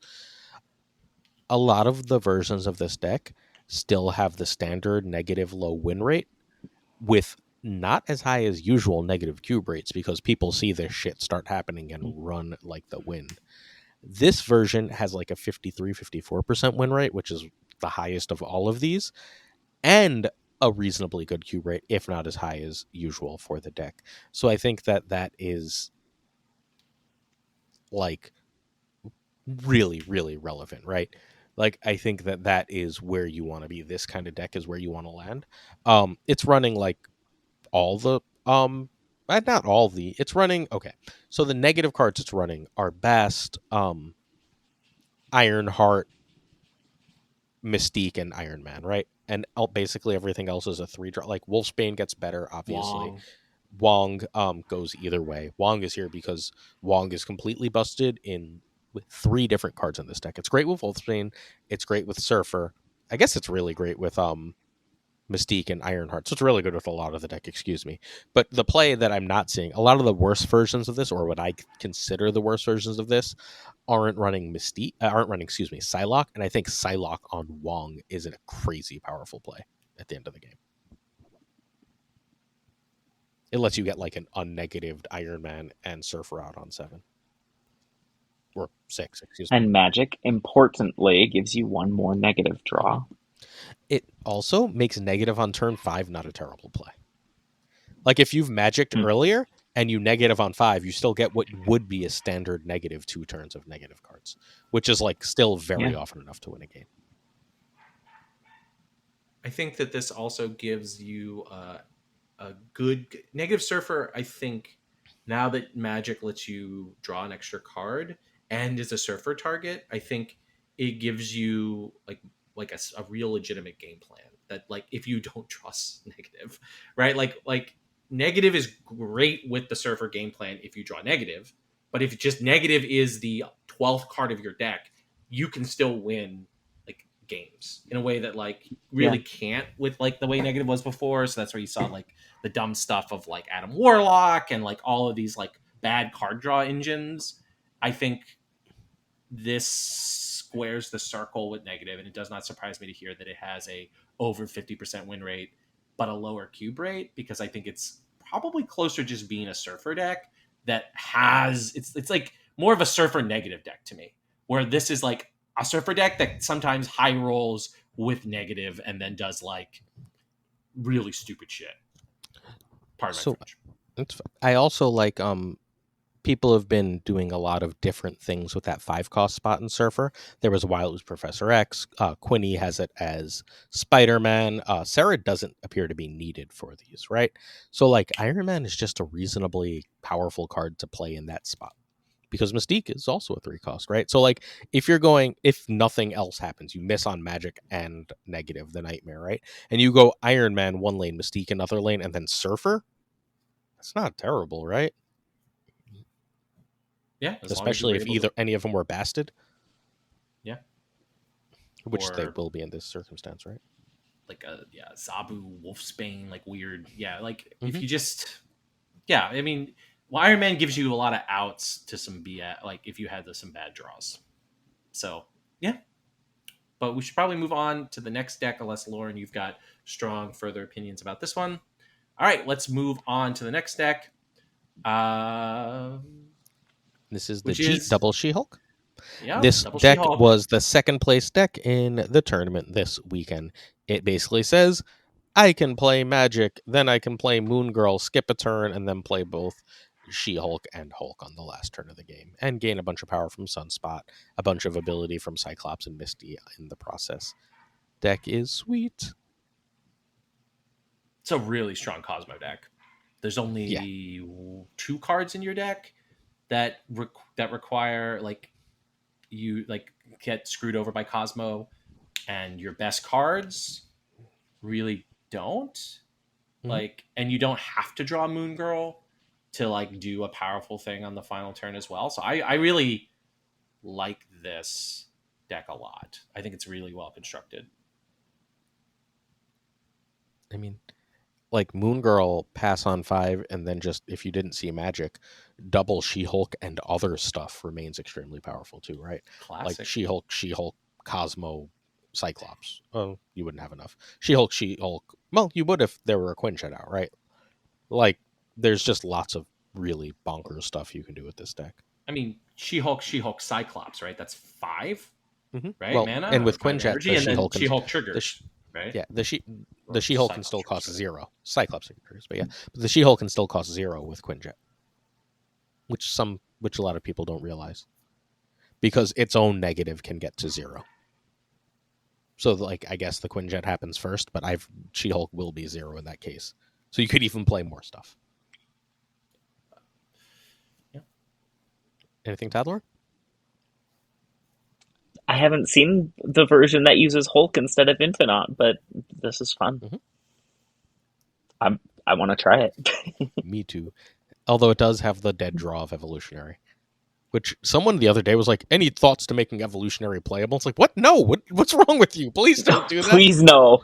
We just got out of that nightmare. That was with the 7, right? That they promoted him as. That was their trying to make it so High Evolutionary wasn't entirely a dead draw. Oh baby, Cerebro 2. I gave Roy a present again. This, I don't know if this is a present. I think it's a bad habit that I've had in the past. So this is a Cerebro 2 deck for our loyal listeners. It has all the Cerebro 2 cards, but with the new fun edition of Magic is a Cerebro 2 card now, which I do think is actually a pretty big buff for this deck. This is, I think, when Second Dinner said that Luke Cage was a buff to the adjustment to Luke Cage and the adjustment to Hazmat were buffs to Cerebro 2, and everyone was like, I think Magic might be the card that kind of makes this not a tier 2 deck in a more consistent way. That's sort of my attitude looking at these cards, having played a lot of Cerebro 2. Lauren? Any other thoughts?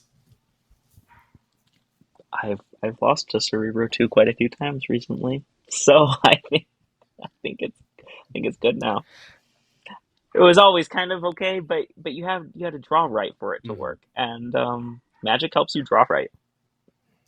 So I don't know if this is the right version. I'm still not sold on Hazmat and Luke Cage.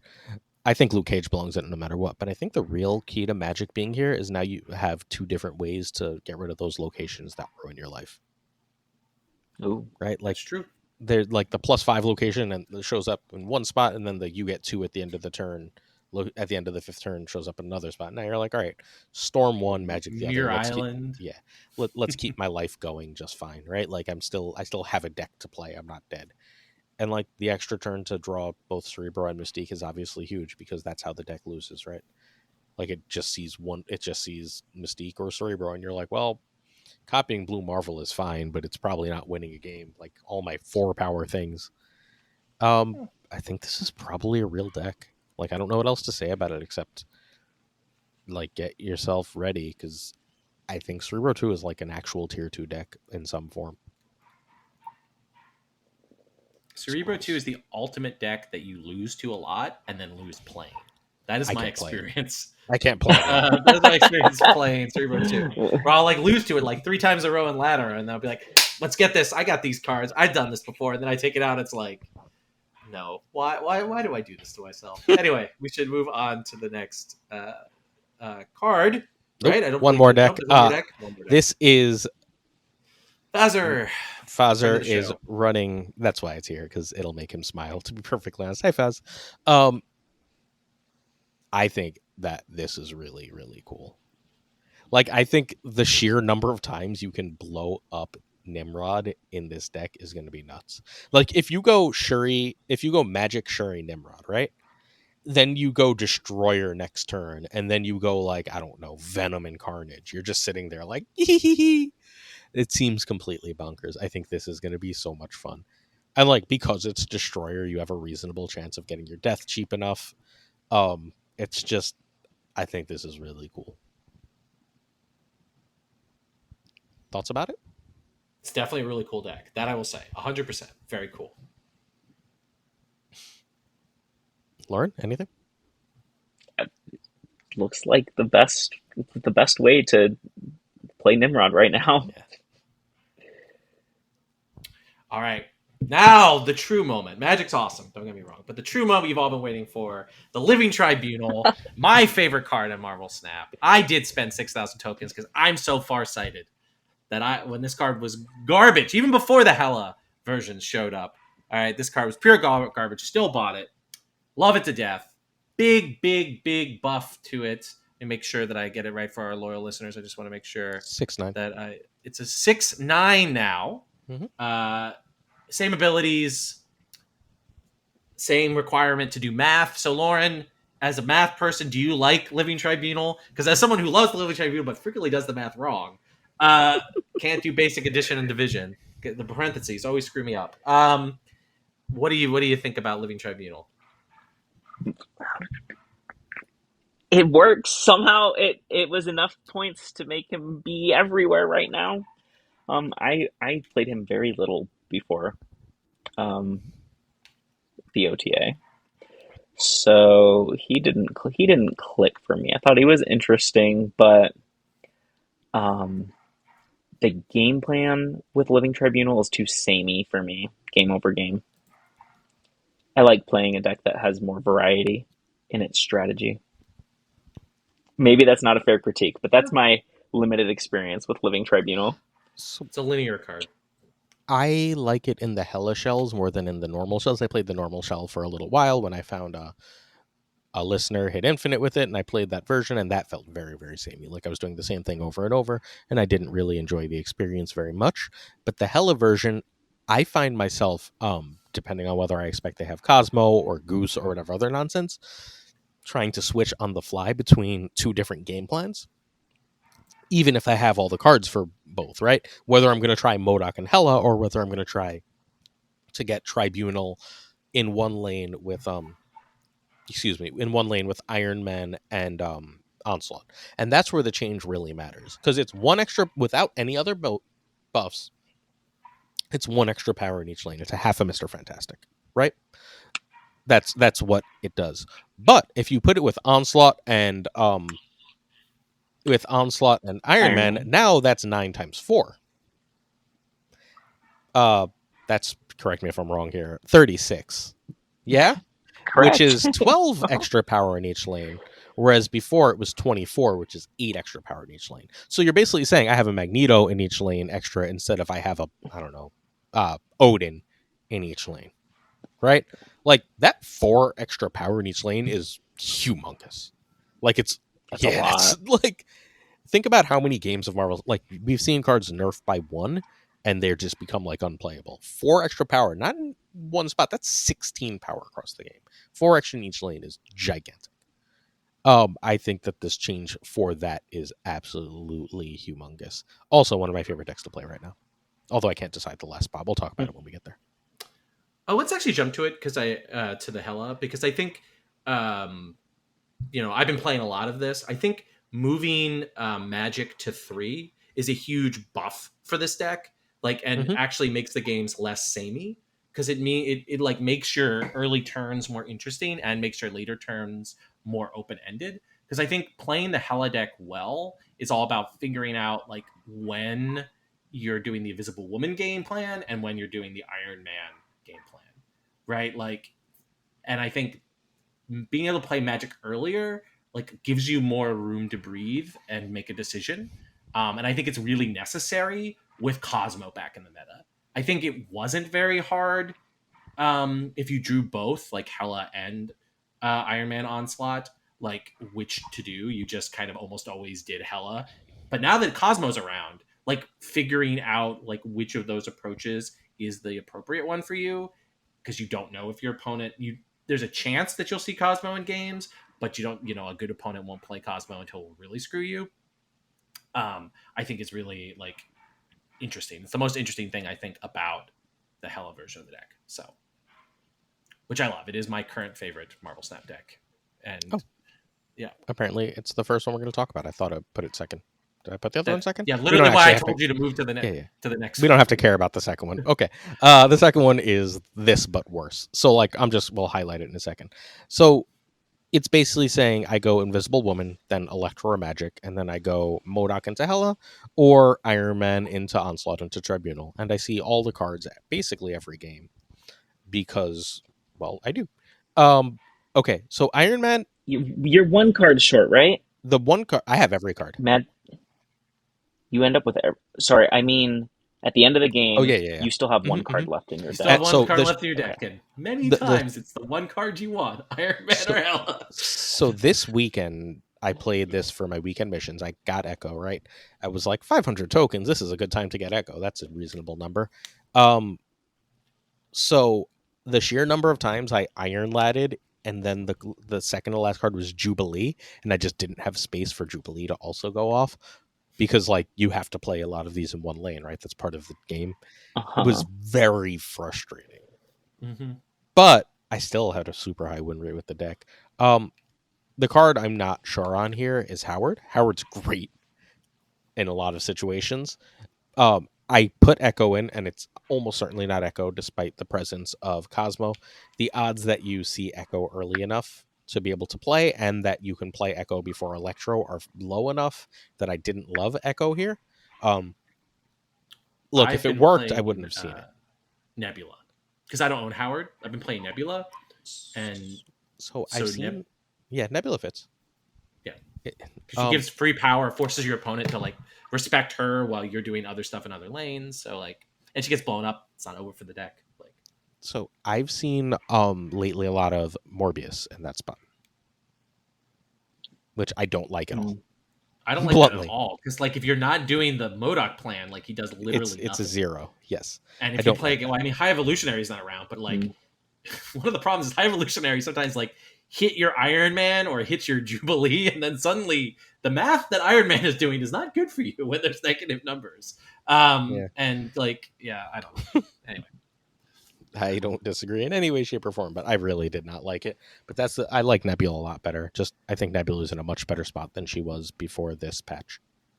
But this deck is like crazy fun, and like I did not buy Howard. I didn't intend to get Howard. Howard, even though I was 2 cards from game complete, was my wild card in my Jean Grey set of Spotlight Caches. In literally, that's so wild. Like the luckiest I have, like in terms of like sheer RNG, I think the luckiest I have ever been in my life. He's still 6K, right? Yeah, I got a freeze, and like I had just pulled in my I hustled the system, and I'm on the list too. I had just pulled Snow Guard also, and then I was like, oh well, I like. Wait, is that Howard? Wait, I just got it didn't make my brain didn't register, which also means that in the past 2 weeks I have gotten Snow Guard, Jean, Howard. I bought Galactus and Echo, so I've gotten 5 new cards in the last 2 weeks, which is like Marvel Snap Christmas. And Phoenix Force. Well, that was 3 weeks ago. But and then if you want to count, if you want to count a lot of these buffed cards or like as new cards, I think Magic is fundamentally a new card, right? Like I think Phoenix Force operates like a almost entirely new card. Tribunal is still the same card, but like I think there's a reasonable case that the other 2 are new cards at this point. It's just that's a really important role that patches and OTAs serve, is to keep the game interesting and keep your card list interesting, even if you don't have new cards. Well, because of the size of the card pool, I feel like it's a necessity, right? Like there's still, I think it was Roy that said this, and maybe it was someone else, that we still have fewer Marvel Snap cards than the first set of Magic. So I mean, there's not that many Marvel Snap cards. That is something I've said a lot in this show. But Maybe not Howard, specifically that, but Howard is really solid in this deck. Just like knowing when you can Iron Lad or like what to do, like it tells you what you're playing behind Invisible Woman a lot, or what you're just like playing out, right? Because if you don't have anything important in hand, like no Hela, no Modok, and you've got Iron Lad or Jubilee, and like the top card is Modok, you can just go for it and be like, yeah, hand's empty. Hope I top deck if I top deck Hela, I can just play her cold. Right? Like that's a perfectly reasonable play line. It's not as rare as you would think. it's a risk though, because Do It's not a risk. What's the risk? if you have Howard, like it's not. But as someone who doesn't have Howard, Right. Iron Lad and Jubilee's value do go down. Oh, yeah, somewhat. Like, well, I Iron mean, I would Lad's say, less Jubilees. yeah, but like, there's still times where like you just gotta know what's like in your hand, and it's like really like thinking about like odds and like how much are you like willing to YOLO. And I think we said this the last time when we talked about this. This is a retreat deck. Like if you have to play Jubilee and it pulls your Hela and you don't have Iron Man Onslaught or Iron Man Living Tribunal in your deck, you just gotta retreat. Like you like sitting around like and lose and just shedding cubes with a small chance of drawing a card is something you really got to get out of the habit of with this deck. And when I'm disciplined, I climb with this. But when I'm not, I'm like, I want to like, there's like, there's like a 25% chance Iron Lad will pull, Living Tribunal in this game. And I want it, I want to see it. And then I lose 4 cubes because of some nonsense that like, I pulled, Jubilee pulled Hela or Hela got pigged or whatever.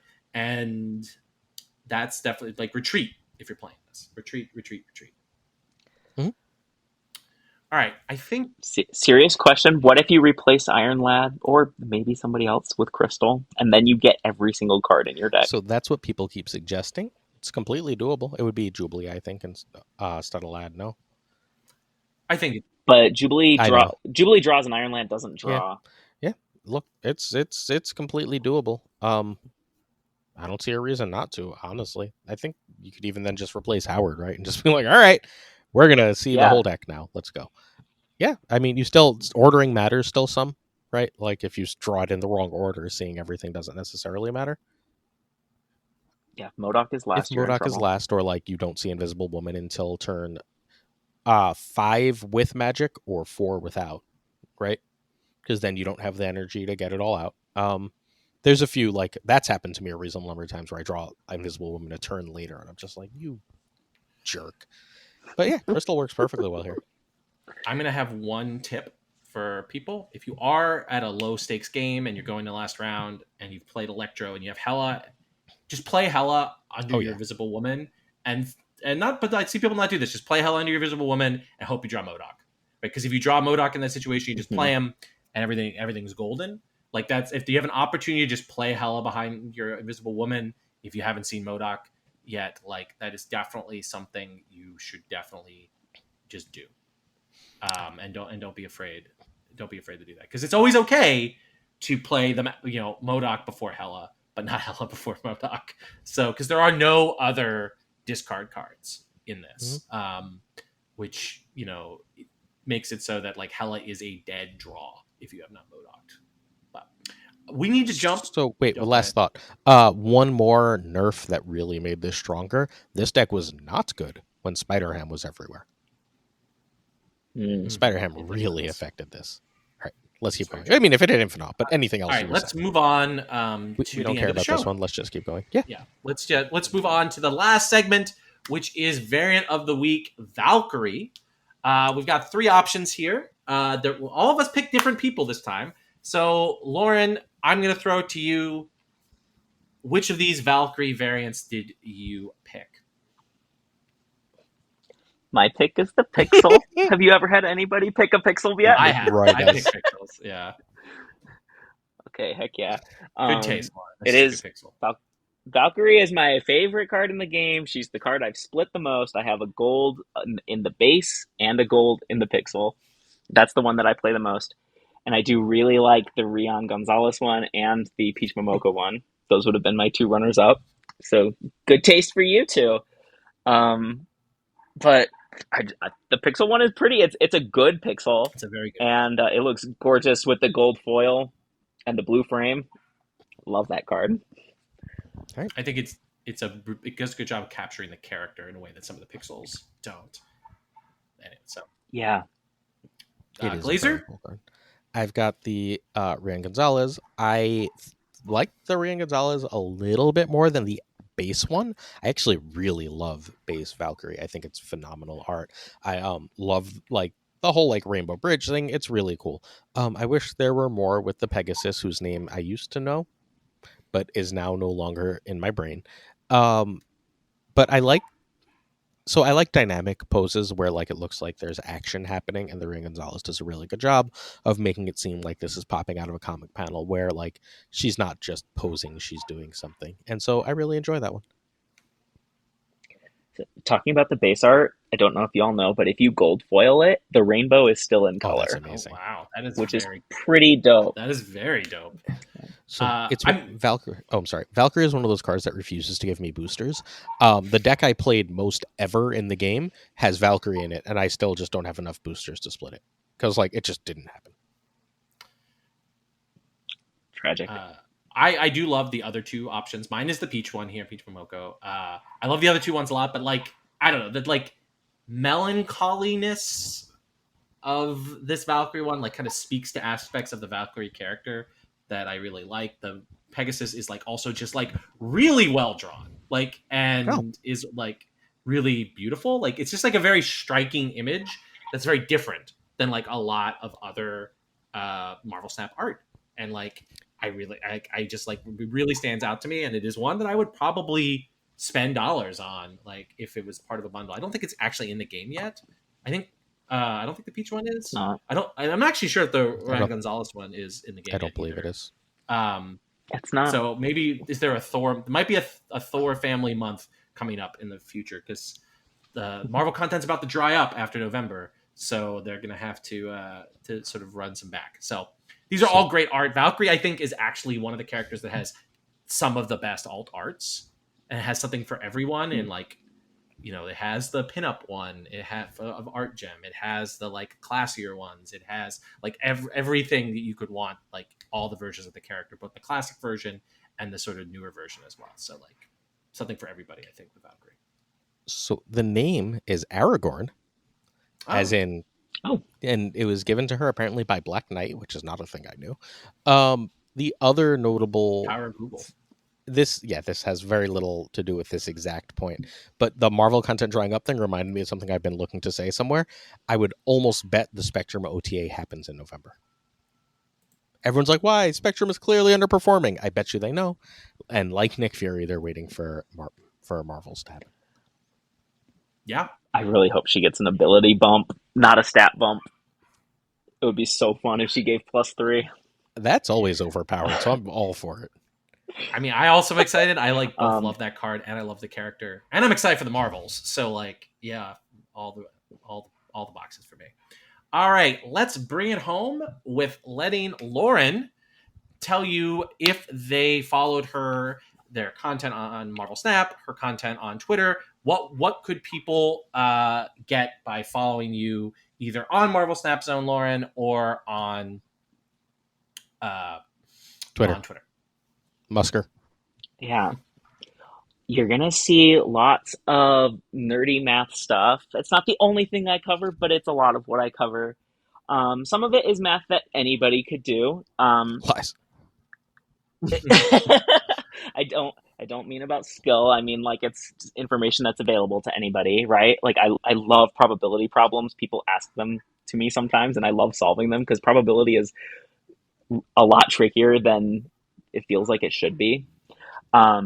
Something that I do on Marvel Snap Zone that's really cool that not as many people can do is I have access to the data that the Marvel Snap Zone tracker collects. And so it's obviously not as complete as what Second Dinner can look at, but I do have data for thousands upon thousands of games, and I can run analyses and see what's actually doing well on cube rate. Or, you know, recently I dove into which decks are pulling the most cubes per minute rather than the most cubes per turn. So if you want to see things from a different perspective, then my Snapalytics articles are a good way to do that. So my turn. Lauren is must follow, and like I don't just mean that because she's my friend. I mean that because she's smarter than I am, right? Like she's smarter than the extreme high majority of the community without trying to be like, I don't know. I don't even have the right word for that because I'm not as smart as she is. But what her content does is it lets you have a new lens into the game. And if you're at all an analytical person, then you can do so much with that new lens. It's like it's like having glasses held up to your face to read one of her articles when you've been kind of blind your whole life. And anyone who's watched any of my videos knows I have been kind of blind my whole life. It is an absolute pleasure to read someone both kind and considerate who's willing to have extremely analytical conversations that are often like fonts of disagreement, right? Like there's a clear, like, I don't know why people love disagreeing on math. Like it's one of those things that always makes me scratch my head a little bit. And I get that like you can play with the models, but like no one seems to do that. They're just like, I don't think your numbers are right. It's like, but the numbers, okay. But the sheer like patience and intelligence with which it's explained the first time and then consistently the 70 more times it's needed to are absolutely stellar. Lauren is must follow and her articles are must read. I genuinely changed several deck building philosophies. One of the things she did was the top 2 and 3 card pairs in terms of win rate on decks or cube rate. I don't actually remember. It's been like a month and a half now and I'm old.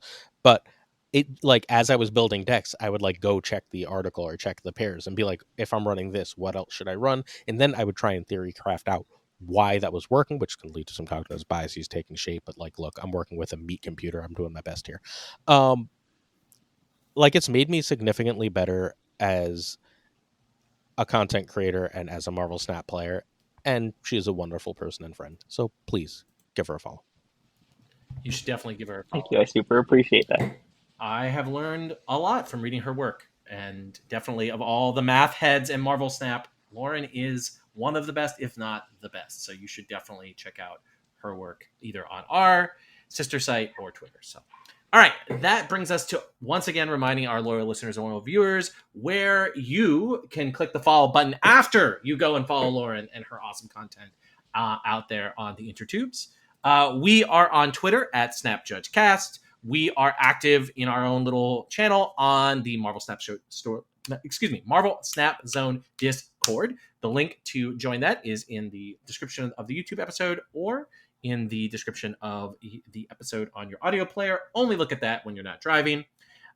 Email is snapjudgmentspodcast@gmail.com. We're on Mastodon at snapjudgments with an E at tabletop.vip. And last but not least, even though Glazer's on vacation, the daily Snap content on our YouTube channel at Snap Judgments Pod is not ending for this week. So that all brings us to the end of this episode. Lauren, I really want to thank you for being a guest on the show. You were an amazing guest, and we want to have you back anytime you want to be on. Thank you. It was a pleasure to be on, and I would be happy to come back. Awesome. Well, Glazer, my friend, have a wonderful trip. Fly safe. Enjoy Mexico. Enjoy the beautiful weather here on these dog days of summer, where it is not beautiful on the East Coast of the United States. So, yeah, enjoy your trip. Thanks so much. Peace, everybody. All right, loyal listeners, stay safe, make good choices, and keep on Snap.